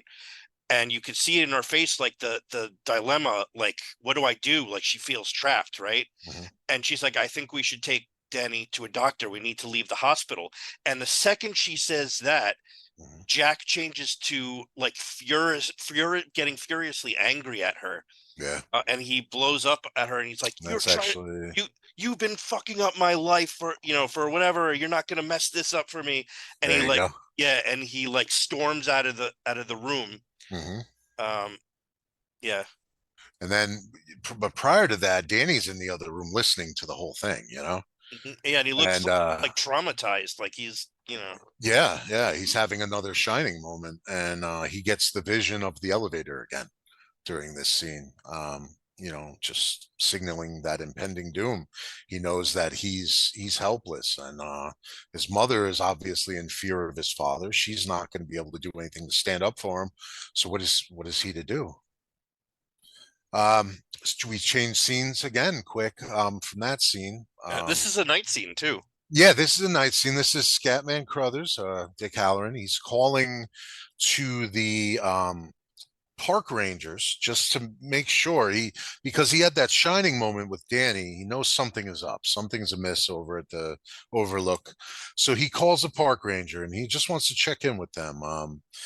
Could you please radio up there and just check on them, let me know if they're okay.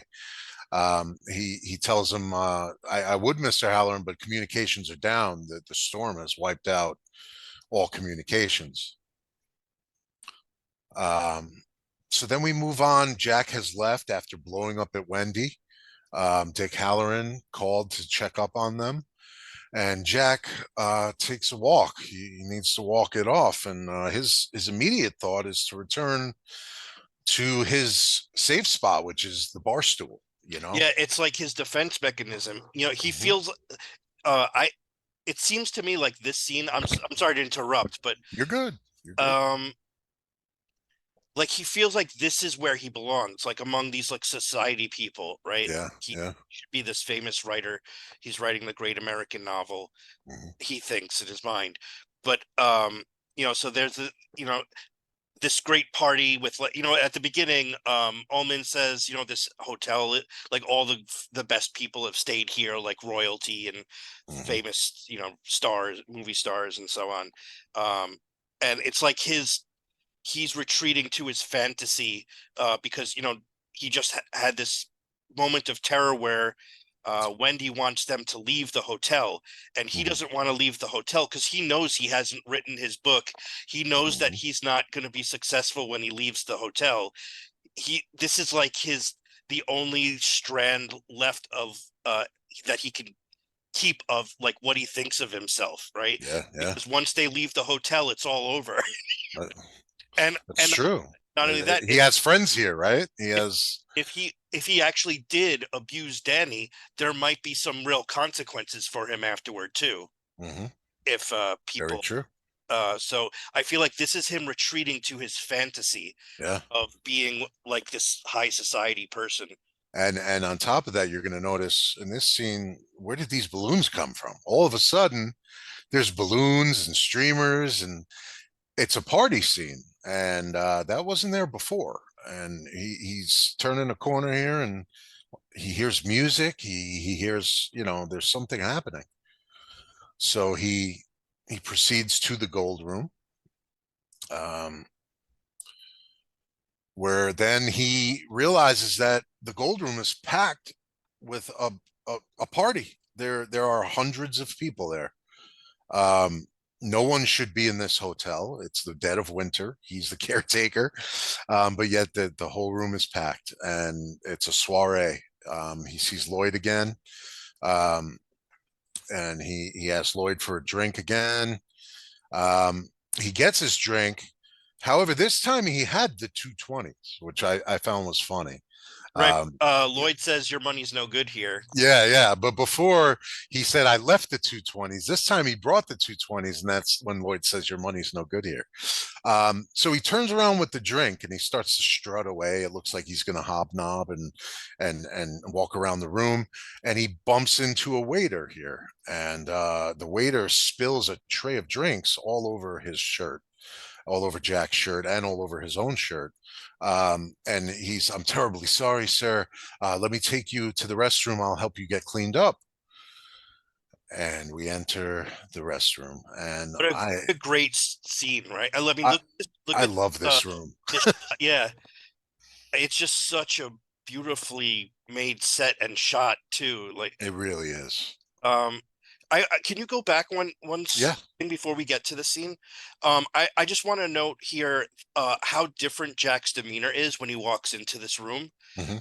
You notice, like, before he gets into the gold room, he's on his way. He just had the fight with Wendy, and he's all huff and puffing Yeah, he's and angry. everything. But when he walks into the room, he like slowly transitions into this swagger Mhm. and like this, hey Lloyd. Yeah. You know, He's at home. yeah, He's in his element. that's what I you mean. know? Like, this is what he thinks, where he thinks he belongs in this scene. Do you know Mhm. what I mean? Yeah, an aristocrat. This is Somebody. this is like his coping mechanism for, like, this is what he needs himself to be. Yeah, Um, but yet he's disappointed himself his whole life. and he actually going into the bathroom scene, I think either Mhm. just adds further evidence for Oh that. yeah, Yeah. totally. So you got this beautiful bathroom. I just love the design. Can I also say the bathroom? I was looking online for before this, and I think Mhm. you were too, Mhm. for things that Kubrick used to model the sets for, like Oh the yeah. hotels. Apparently, this bathroom was modeled after the Biltmore Resort Hmm. men's restroom in the Biltmore Resort in Arizona that was built by Frank Lloyd Wright. But I Mhm. couldn't find any confirmation of that. I couldn't find pictures of it. I almost want to go there just to see. Yeah, I have pictures of it that we'll see later on when you're done with your slide. Awesome. But I found references to that, but no confirmation, unfortunately. Yeah. So I just wanted to mention that, just because this is such a great looking, like, It really is. yeah. The stark color contrast coming from the darkly lit ballroom Mhm. into this rancid red. Like it hits you, like a ton of bricks, Mhm. red bricks. But I love it. I mean, it really makes the room very. It's almost like a bathroom on a space station or something. That's what it reminds me of. Yeah, You with know. the lighting and everything. hmm Yeah. So, this is this is the waiter. He introduces himself as Delbert Grady. Now, earlier in the movie, we had Stuart Ullman telling us that Charles Grady was the man that was a former caretaker who had killed his children, his wife, hacked them up, and stacked their bodies neatly in what we are saying is room 237. Um, he tells himself he's Delbert Grady. Now, this has always been a little subject for contention amongst everyone that talks about The Shining. Why? Why is his name different here? Is it the same man? I did a lot of research on it. There's a lot of speculation, like you said about the bathroom, though. There hasn't been a lot of confirmation. Could it have been a faux pas? I don't believe so. he's Delbert Grady. Then we had Charles Grady, but he also begins to tell Jack at this point, as he's cleaning him. Well, Jack says to him, "Grady, huh? Like the Grady that killed his family here?" Hmm. And Delbert Grady looks at him and says, I'm certain I have no idea of what you're speaking about, sir." He goes, you killed your family here, Mr. Grady." And Delbert says, "I'm sure I would have remembered that, Mr. Torrance." He goes, "But you, sir, you're the caretaker. As a matter of fact, you have always been the caretaker," which makes me wonder if that's why the difference in names. Perhaps Jack's assuming Charles Grady's persona, and Delbert Grady was just someone that worked there. There's so many different. I don't know. I have, What are your thoughts on yeah, it? no, I do have a take on this. Mhm. A couple of things. First thing is, this scene, there are shots where the camera, shoots them from one side, and then switches, to the reverse side, Let me see if I've got that.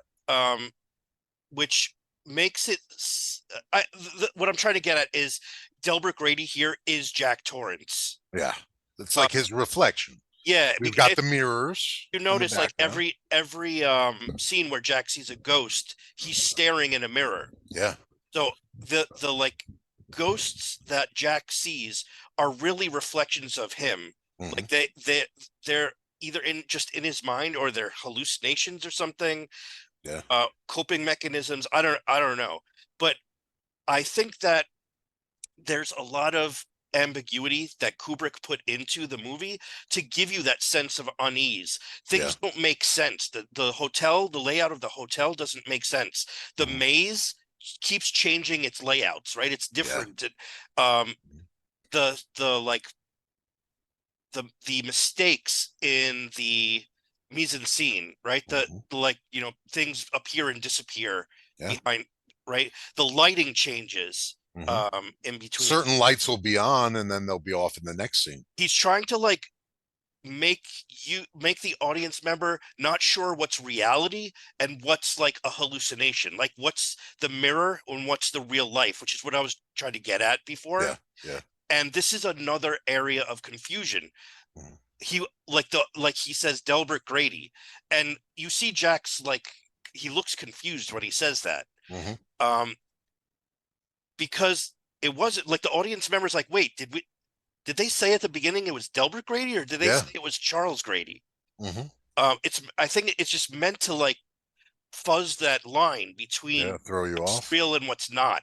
um yeah, and he does that with time, right? The Mhm. like contraction and expansion of time, and not really Mhm. in just giving you kind of vague nonsensical, like, why do we care if it's 8 a.m.? Why do we care Yeah. if it's 4 p.m.? Why do we care if it's Saturday? Like, who Mhm. cares?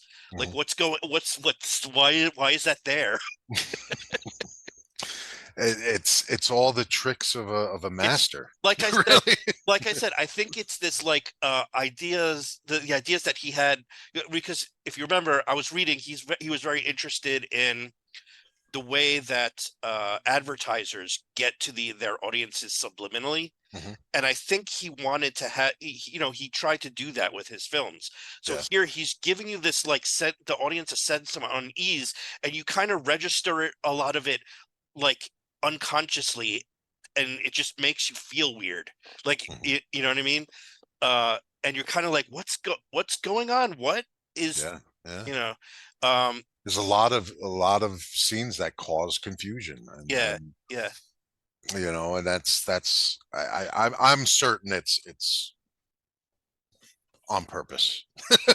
you know, I know Kubrick to be such I mean, I don't know. a detail oriented person. It could be the mise en scene things could possibly be mistakes, Yeah. because I heard, Kubrick was like OCD about shooting things, Mhm. and he would do sometimes like 60 takes of something. Yeah. right? So maybe some of the, you have that many takes. Maybe he's like, I didn't like that chair in I don't that know. scene. Let's Yeah, I take don't know. that out and shoot it I don't know. again. And It could be, but Mhm. I also think it does give you like this weird feeling too, yeah, that it's just like you don't really register it fully like in your consciousness, you know.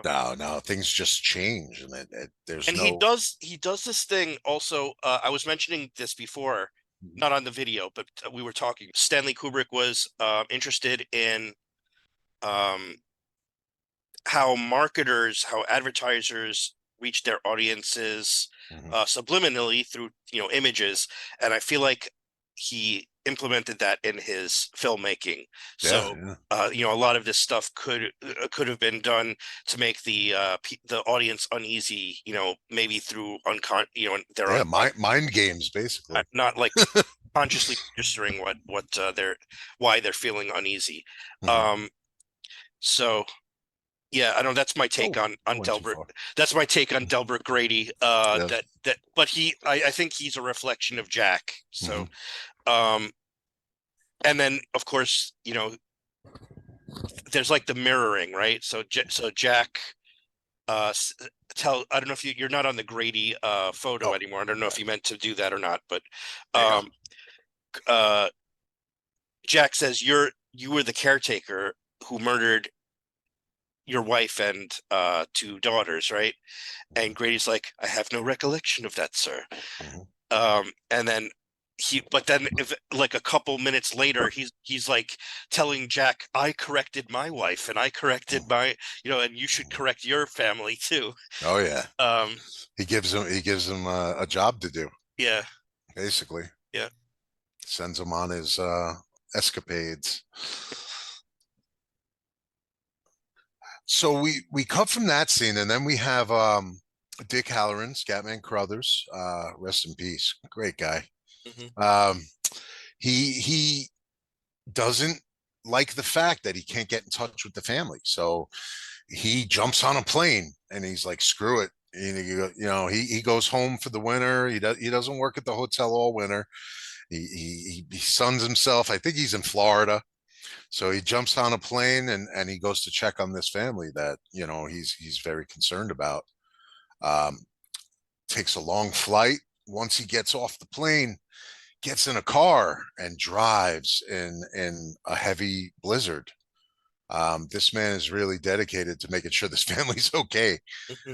Um, Bad conditions, and he comes upon um, the road is closed. There's an accident. I don't have a picture of the Beetle we spoke about earlier, unfortunately, but there's an accident with a crushed red Volkswagen Beetle beneath a truck. Yeah, semi truck, Yeah, semi. What do they call them? yeah, semi, Yeah. or big rig, or whatever you want to call it. But yeah, so that he gets turned away. You can't go any further from here, um, which is then impeding on his mission. Then we get a scene cut. So Wendy now is walking around with a baseball bat like she was earlier.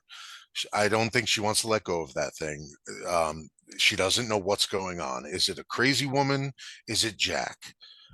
Jack's telling her there is no crazy woman, that he thinks Danny harmed himself. She doesn't know what to believe. She doesn't want to believe that her husband is this monster that he's becoming. Um, she doesn't want to believe that he's becoming the monster that he used to be again, because he's had a history of this type of action. Not this in depth, but he's had a history of these type of activities. Very abusive. So she walks into the room where he was typing. This is the great room again, where he had yelled at her earlier and told her, "Do not come in here if you hear the keys typing." She walks over to his typewriter just to kind of, I guess she's being nosy. And what she comes across is a manuscript where Jack has written over and over and over again, all work and no play makes Jack a dull boy. Um, the thing is, it's not just this page. She looks down and realizes that the entire manuscript, formatted differently, page to page, is 100% just all work and no play makes Jack a dull boy.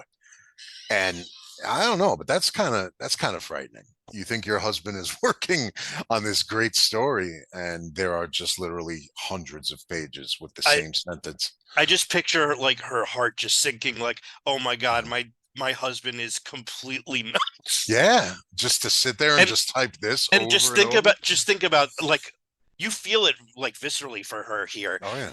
She's stuck alone in an isolated, like snowbound, Mhm. gigantic hotel, right? With no help is coming or able to come. Yeah. Stuck with a psychopath and a son who seems to be having some kind of psychotic break as well. Mhm.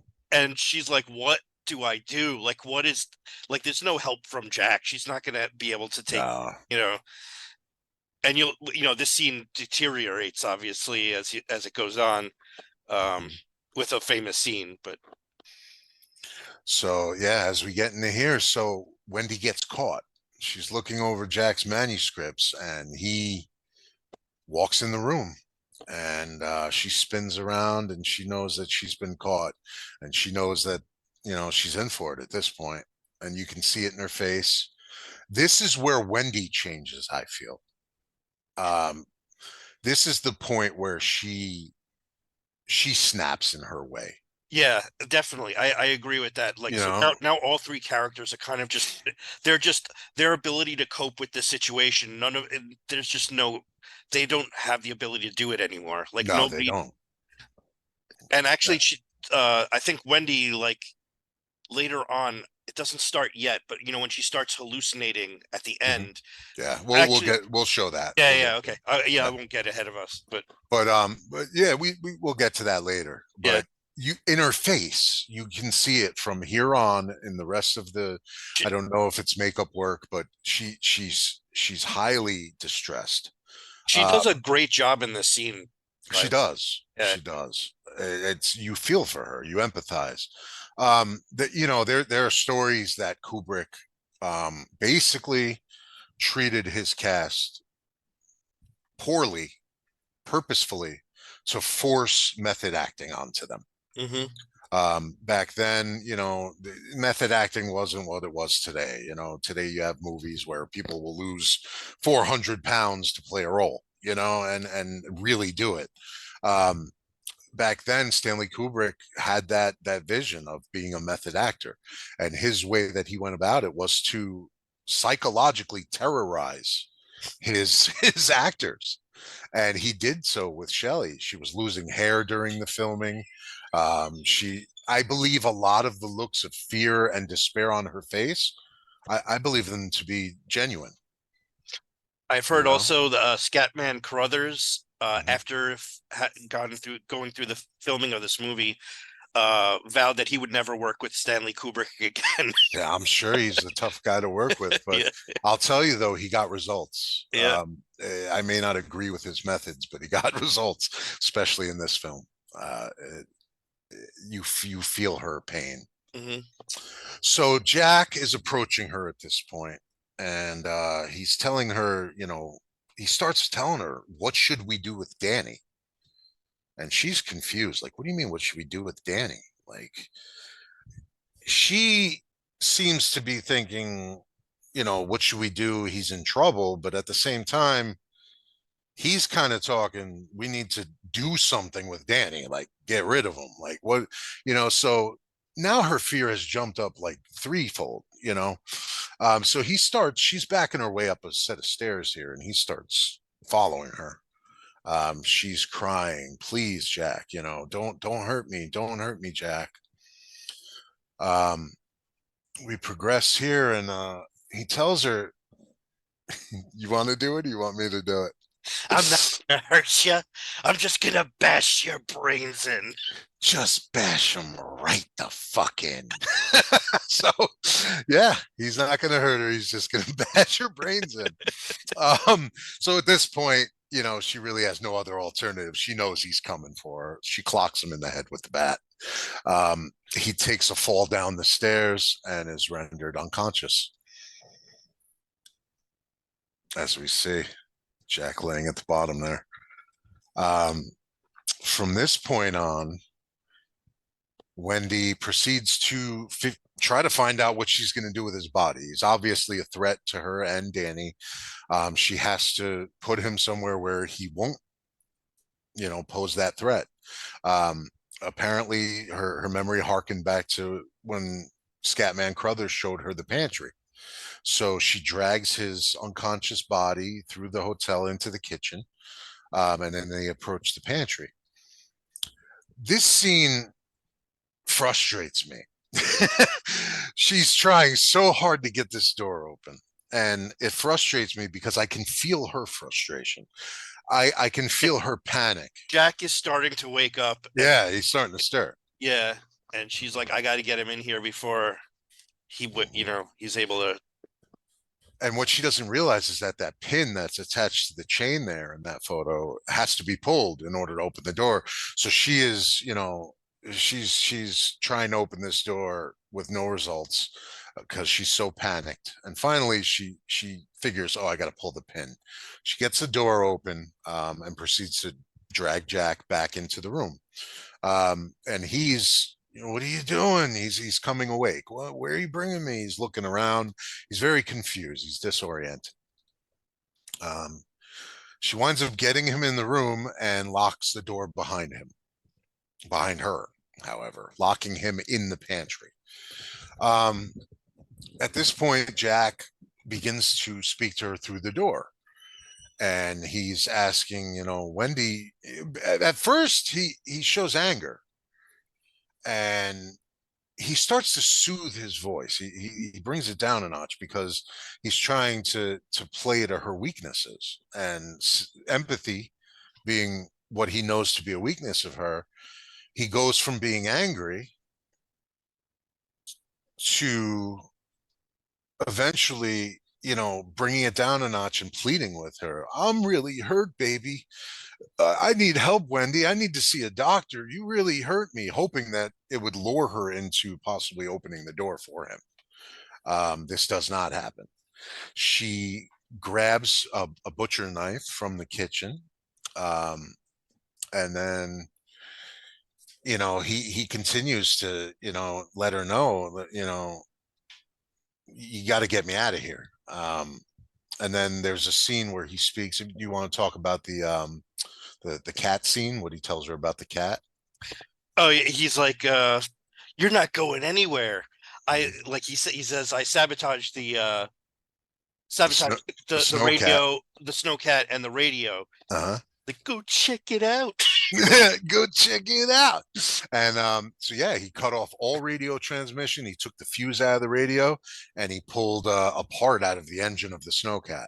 This is a crazily shot scene too, because Wendy is shot, upright. She's standing, right? Yeah.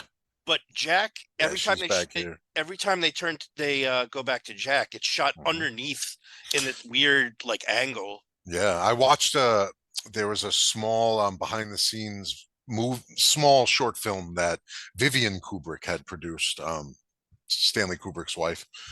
And it shows Stanley actually setting up this shot. Stanley was using something, it looked like a periscope almost. Basically just to line his shot up, I guess. And it shows him laying on the floor, and he's directing Jack, look at the door, don't look at me. And he has this periscope, and he's shooting up at Jack to get the right angle.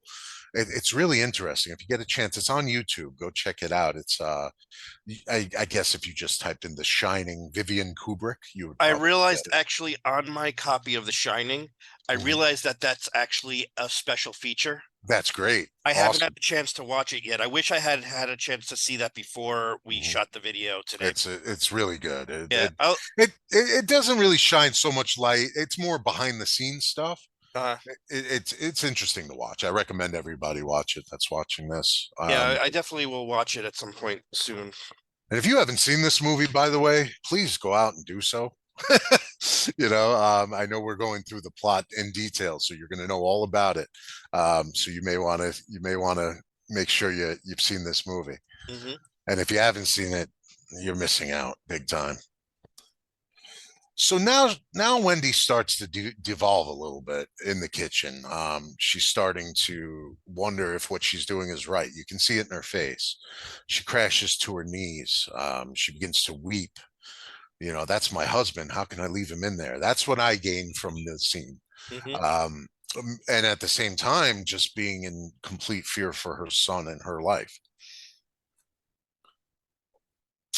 Here, she's making the decision to back out of the room. She's not going to let Jack out. She's not going to give him that satisfaction.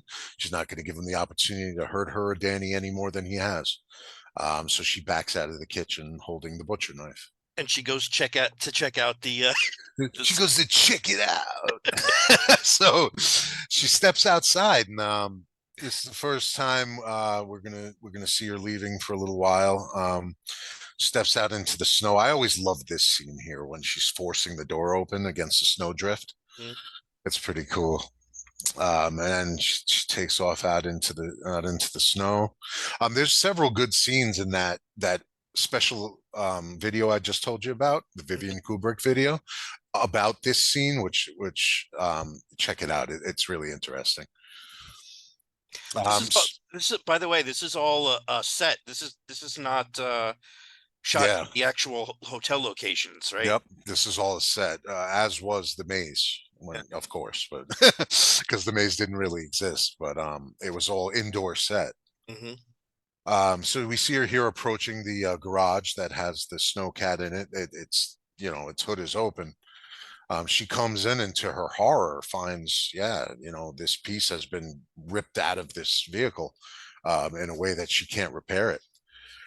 So she has no contact now with anyone, and she can't go anywhere. So he was right. He did trap her. So Jack kind of takes a nap. He gets bored in there. And He like has like a concussion or something here, oh right? yeah, he's all messed up. It's funny too. She clocked him with the bat. It must have been some time that passed because if you look, he's like eating some stuff. Yeah, there's peanuts and Oreos. Yeah. But yeah, he's having a hard time here. You can tell he's woozy. He stands up. He's kind of wavering, and he proceeds to the door to again try to get out. This time, however, he starts hearing a voice on the other side of the door that's not Wendy, and it's the voice of Grady from the bathroom where he met him earlier. And Delbert starts telling him, you didn't do your job right. What's going on here? I charged you with a job to do, and you haven't done it right. What's happening? He explains, things are getting in the way. It's not my fault. I'll do better. Delbert basically, let me go back because the spirit of Delbert Grady releases him from this room, which is creepy. The door just unlocks, and he's just the wolf is back in the hen house. From this scene, it cuts over to Scatman Crothers. He was riding in his car earlier. He hit that accident. The road was closed. How could he get there otherwise? He goes and he rents a snowcat from Durkin's Auto Supply. They happen to just have one sitting there on hand. He proceeds to drive over. This is a beautiful shot. I love these hills. It's probably a ski slope or something at some point. Looks like it, yeah. But yeah, he comes Oh no, to the rescue. they say that there's no skiing in the beginning. That's quite possible. So maybe it's just a wooded scene then. Yeah. But here's another scene. He's inside the snowcat. He's really worried about what's going on at the Overlook. He can't get in touch with anybody.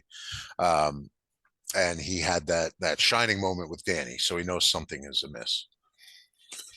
Here's him pulling up. It's a later scene, coming up to the Overlook Hotel.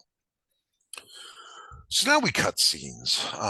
Scatman Crothers is on his way to the rescue, and it cuts to Danny in the room, their room, the room for the caretakers, And for some reason and somehow, Wendy's asleep. I don't, in this kind of situation, I guess maybe mental exhaustion forced her to sleep. Yeah, I think she's just like overwhelmed because she just saw Yeah. that there's nothing that she could do. The radio has been messed up. The snowcat has been sabotaged. Mhm. And Jack is locked up in the Yeah, so fridge. she feels safe, right? I don't know if So she feels safe. I think she's just like she doesn't know what to do. So yeah, just like I guess yeah. passed out from. Mhm. But yeah, go ahead. Continue with what. But no, he picks up the blade that she was carrying earlier. He grabs her knife, and he's in a state. He's walking around like a zombie, basically. He doesn't know, you could tell he's very disoriented. He picks up his mother's lipstick at this point. So he's holding the knife and the lipstick, and he walks over to the bathroom door. He paints red rum on the door with the lipstick, which of course, we're thinking of mirrors. Um, he starts to turn away, and he starts this evil, repetitious, he just starts saying red rum over and over again, red rum. And he's getting more excited and louder as it goes on. The dynamics are increasing. And finally, Wendy wakes up and she hears him. She's like, what the hell? And her son's standing there holding this knife, just staring at her, screaming red rum over and over again. And I mean, I wouldn't want to wake up to that. She's already freaked out as it is. And like I said, you can see the wear on her face in this point of the movie. Like she is truly in distress.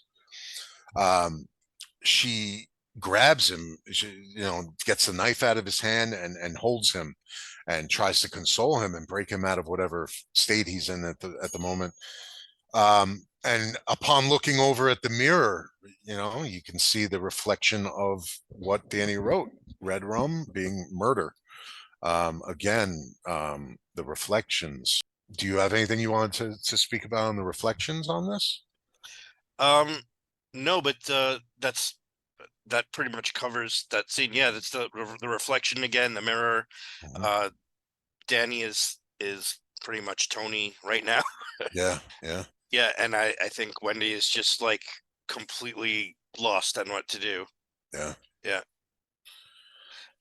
Soon that door will be murdered itself. Oh, yeah.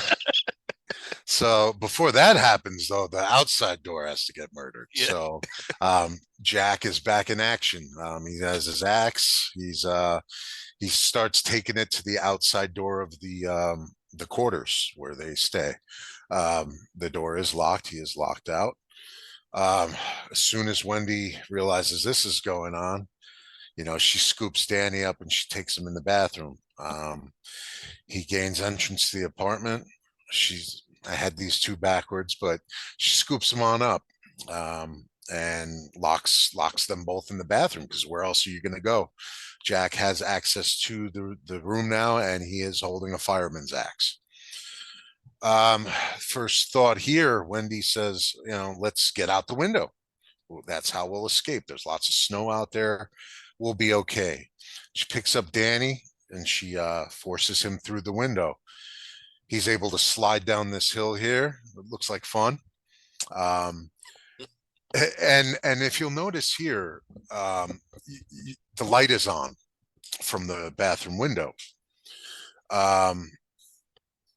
Wendy tries her hardest to come out, and she just cannot fit out of this window. Apparently, it has a stopper that lets it only open a certain width, and she's just too large for it. So she's now in peril. She's stuck in this bathroom. Jack's coming at her with an axe. Danny, doesn't know what to do. He's outside. His mom's inside. He, of course, he wants her saved. He's not sure of where he should go. And the reason I was talking about, I don't know if I have the slide in here, but she tells him, Danny, I'm stuck. Okay, so if you look, I showed you the window before. There's another slide that I didn't include for some reason, where Danny's looking up at the window and the light is actually off in the bathroom window. Mm-hmm. from where he just came from. And people have speculated that that's, just showing that evil is present, or that she's cut off from Danny because he can't help her. But it moves on to Jack. He's outside the bathroom door now. Wendy's stuck in there. She has her knife with her. He has a fireman's axe. And at this point, it's little pig, let me in. Not by the hair of my Not by chinny the chin hair of chin. my chinny chin chin. And I'll huff and I'll puff. And he starts hacking away at the door. And she has no recourse other than to get in the fetal position in the corner in the tub. What is she going to do? He's coming through. No matter what she's going to do about it, he's on his way. He notices, I could probably just stick my, well, he notices first, here's Johnny. The famous scene. Yeah. Sticks his head in there, sees her, freaks her out. She knows that the danger is real now. He starts telling her, what are you doing, Wendy? This is gonna happen, basically. So he winds up realizing the door, is chained, so he sticks his hand in to unlock the door. She reaches out and slashes his hand with the butcher knife. He immediately withdraws his hand, screaming in pain. What did you do to me? But at this point in time, he hears that there's an engine outside, and Scatman Crothers has showed up in the snowcat, and he's there to save the day. And he's right there. He's right outside the window. Danny slid down. At this point, Danny has made his way back inside. He is in fear of his mother's life. He's found a hiding spot. He got scared and he hidden here. It's almost like likening back to, I think Jurassic Park might have taken a few pointers off of this scene, with the raptor scene. Right. But yeah, he's hiding in this little cupboard here, because he knows his dad's on the loose now, and he knows he's on his way out. So Scatman makes his way inside to the hotel, and he's yelling, "Anybody here? Anybody hear me?" And it just seems vacant. There's nobody there. He walks into, the entrance of the hotel here, where the office is and the front desk.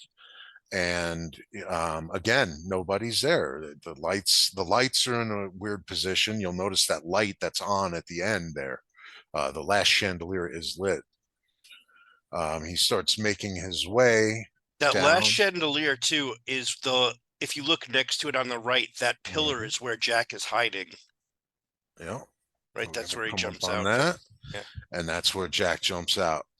But now the light is off. The light is off, right? So yeah, if we go back, lights out, right? Maybe that has something to do with that. So Jack comes out swinging for the stands, and gets Scatman right in the heart, unfortunately. I feel so bad for this guy. He traveled all the way from where was he? It was like Florida. I think he was in Florida. Yeah. All the way from Florida to he took a flight all the way to Colorado. Yeah.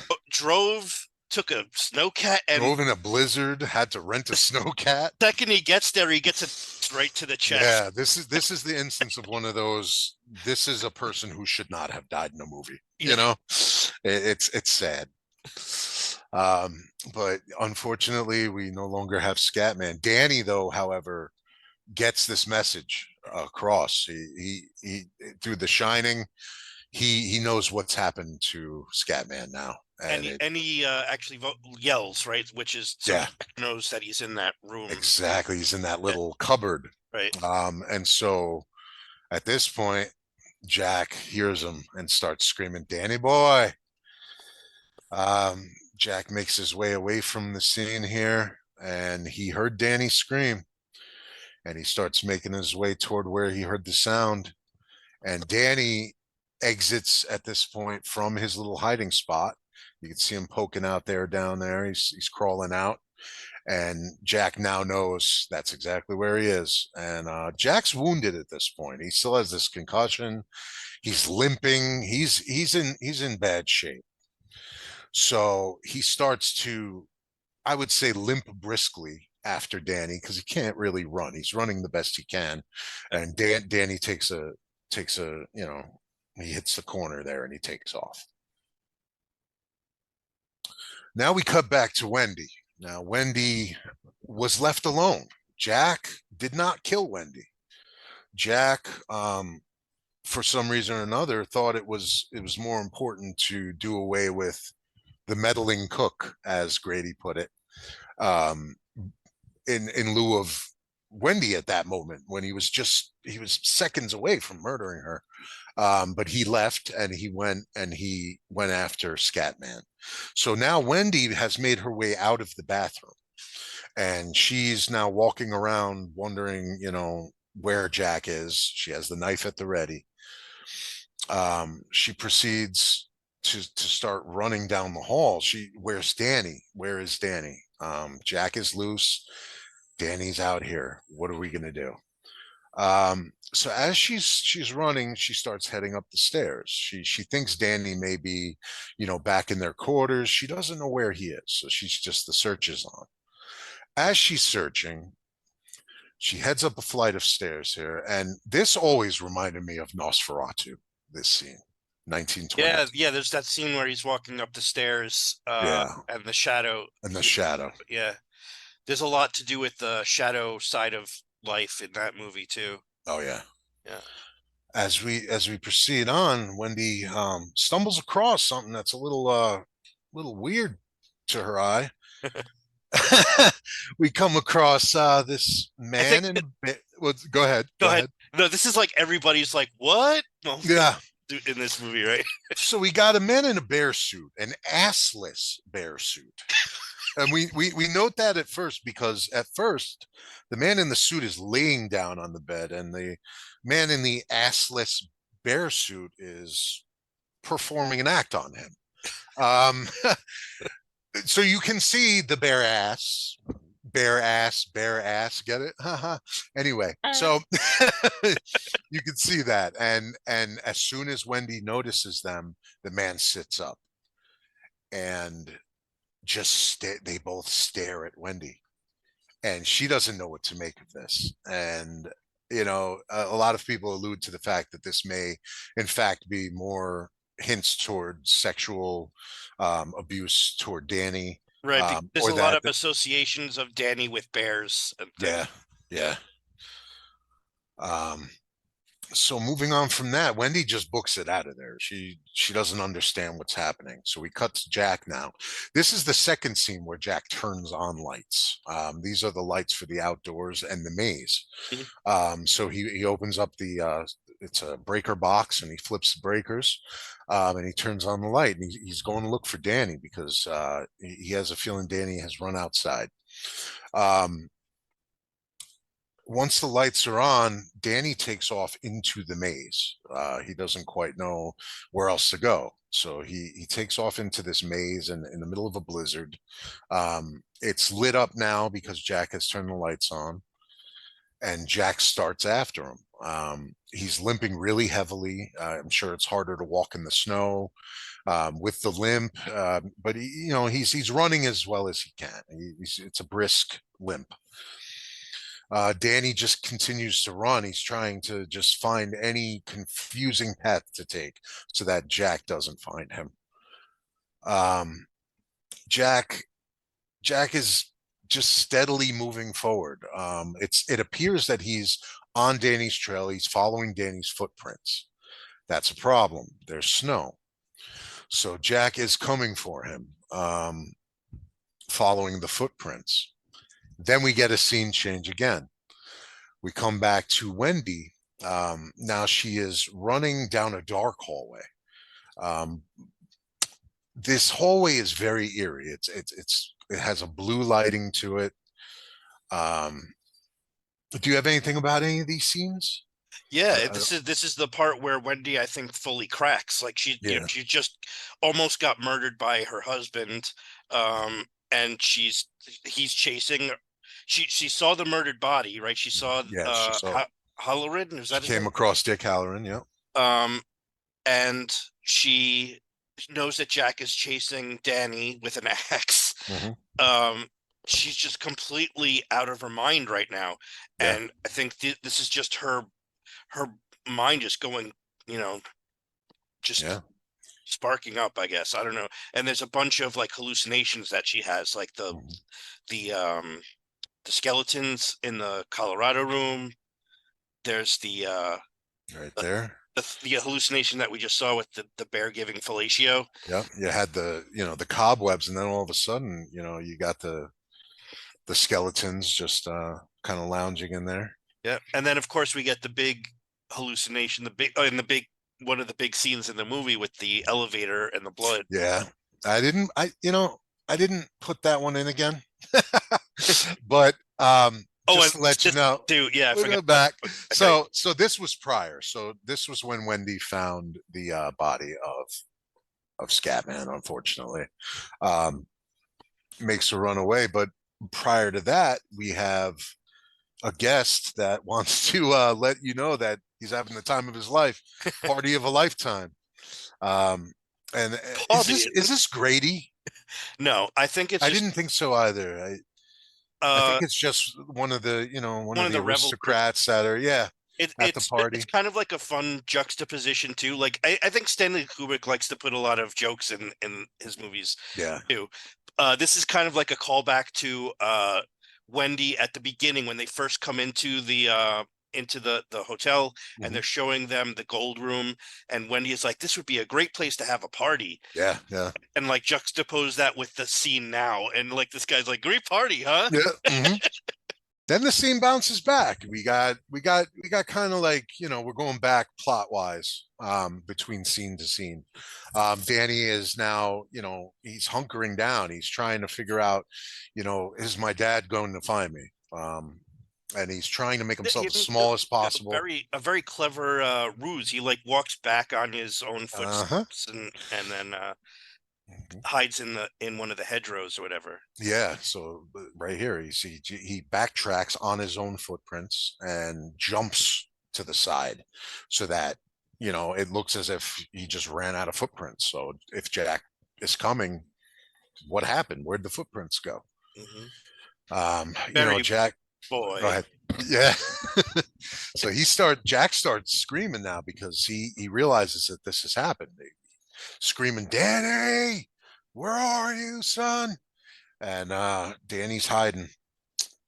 Danny then jumps out from where he was hiding after Jack passes, and he runs out of the maze and is able to come back to Wendy, who met him outdoors. Moving on from there, we see that Scatman Crothers' snowcat is still there. So Wendy, then tells Danny, get in, and they take off. This is the same image as earlier. I just couldn't find a snowcat taken off. So then we cut back to Jack. Jack is frustrated. He's pounding his fists in the snow. Danny's nowhere to be found. Jack is concussed. He is wounded. His hand is cut. He is freezing. So I think at this point, I think Jack. Go ahead. Go ahead. he's succumbing to like hypothermia too, because he's like slurring his words. Yeah, yeah. He's getting real messed up. Incoherent. Yeah. And then we come to the final scene there, which is the Jacksicle. Jack freezes to death and freezes in place. He just sits down, and I think he just resigns himself to the fact that that's it. I couldn't complete my mission, and he dies right then and there. Then we go from that scene, to a slow pan in to this area. We're going into the gold room again. Earlier as well, I wanted to point this out. This sign, the gold room sign, when Jack went into the gold room, it was on the opposite side of the door. when the party was going on. I don't know if that has any, if that pertains to anything, but when he walked into that room when the party was happening, the sign was on the other side. Now that the guests aren't in there, it seems to be on the other side. So I don't know. I might be looking too deeply into that, but Could be. I don't know. could be. So here I know we're the coming final on. scene. Yeah. Yeah, we got that was a slow pan, so we're zooming from here to these pictures on the wall in the back. We got a slow pan coming in to the party. That was the party Jack was at. Those are the people. That's how they were dressed. It was that time period, 1921, and then we get a final zoom, July 4th ball, 1921, Overlook Hotel. So Jack has indeed always been the caretaker there. Yep. And with that, Okay, so I wanted to just end, I think, the video with some of the stylistic, I guess, influences of the on Stanley Kubrick on this movie. I had hoped to watch a few of them beforehand, but we just ran out of time, unfortunately. But I want to talk mainly about this one here, this movie, The Phantom Carriage. There is a scene. it's an old movie. It's from 1919, I think. Mm-hmm. So there's a lot of similarities with this movie and The Shining, but probably the most striking similarity is in one of the scenes from this movie that corresponds to the door, the axe in the door scene from The Shining. Maybe I will just real quick go through some of the hotels here. Yeah. This is the Arizona Biltmore Resort, built by Frank Lloyd Wright, where it's, some people think that Kubrick took some ideas from this hotel for the Overlook Hotel. I also have the Stanley Hotel, which was the hotel where Stephen King actually wrote The Shining. Is that right? Yeah. He came up with the idea for it. Oh, he didn't write it there. He just came up with I'm the sure idea. he wrote some of it. Mhm. I don't know that deeply enough, but I know the Stanley was the place. Did they film the TV series in the Stanley Hotel? I believe yeah, They I did? believe so. Yeah, because the building looks very similar. But in the series there were like in the front there were big topiary animals and Hmm. so again taking some license and like changing things.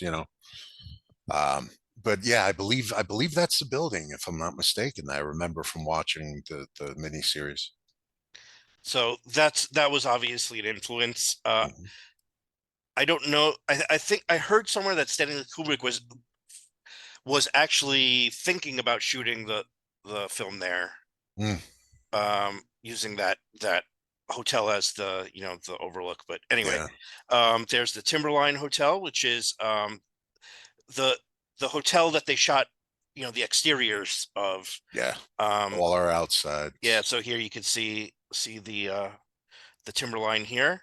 Mhm, Next, I have the Awani in Yosemite, which mhm, is where a lot of the interiors come from. mhm. They modeled a lot of the Overlook Hotel after the Awani Hotel, and I actually have some pictures of the interior, which I have later on down the line. So I'll show you those in a Nice. minute. And then I have some photos of the like I said, the interiors of some of the hotels. This is the interior of the Awani Hotel, and you can see it looks just like the Colorado room in the Oh movie. yeah. Oh yeah. If you can see those Almost to those the fa- T. yeah, those great like windows and everything. Mhm, Um, yeah, a lot of the interiors are very similar looking. Even it has the elevators, the red elevators and everything. mhm. If you want to see a tour of the interior of the Awani Hotel, I would direct you guys to the Grim Life Collective. They toured not only the Awani Hotel, but they've also gone to the Timberline Hotel as well. So Mhm. if you want to see the interiors and everything, I would recommend going to their channel and seeing that. And subscribe to their channel because they're amazing people. They are, yes. This is the Timberline from outside. So, you know, we saw the timberline, like I said, in those helicopter shots in the beginning. I also have some photos of um the Stanley Hotel, the stairwell. Yeah, look at it. It's very reminiscent of where she Uh, hit him in the head with the bat, you know? yeah, yeah, over here. And then I also have some photos of the Biltmore Resort. Unfortunately, I couldn't find the interior of the restroom, which was I was looking for, The red because bathroom, yeah. supposedly the bathroom, that red bathroom, is modeled after one of the restrooms in this hotel. But the hotel itself looks beautiful. I would love to visit this Yeah. hotel and stay there. I'm sure it's way too out of my price range, but Oh yeah, it's look at I'm a that pool. yeah, Ooh. I'm a fan of Frank Lloyd Wright's design and Yeah, everything. he's amazing. Uh, and there's a lot of really interesting rooms in this hotel. So yeah, at some point in my life, that would be a nice place to visit. It's very cool. Yeah, unfortunately, there aren't any photos though of the bathrooms. So, and then there's some other influences on the movie that I've heard about that I didn't have time to watch, like The Haunted Castle. Mhm. There's also this movie Broken Blossoms, which was a silent film from 1913, starring Lillian Gish, and also another silent film from 1913s called Suspense, which I didn't have a chance to watch either. Mhm. So, you know, if you want to look at some of those films yourself, you know, I just figured I'd give the information. I wish I had had time to see them beforehand, but also Eraserhead Yeah, was an Racer, influence on David Kubrick. Lynch. Yeah. It's a great movie. And then I guess I had the picture of the maze at the end here. So yeah, that's all I Yeah, really man. wanted to say. We've been talking for quite a bit. Mhm. I think we're straining the battery life of our outpost here. Of our hearts. So But, I guess you know, I've said all that I think I want to say about the movie right now. yeah, me If you too. want to Yeah. end, if you have anything else that you want to end with, go Yeah, ahead. just please, if you like what you saw, please, like and subscribe. And click the bell notification just so that you get notifications every time we put a new video up. Aside from that, I hope you had fun uh, just completely dissecting The Shining with us. And Yeah, go watch the movie. yeah, go watch the movie. That's the best I can tell you. Go watch The Shining. All right, thanks, Mike. Thank you. Um, I guess we'll see you guys next transmission. I guess we'll sign off here.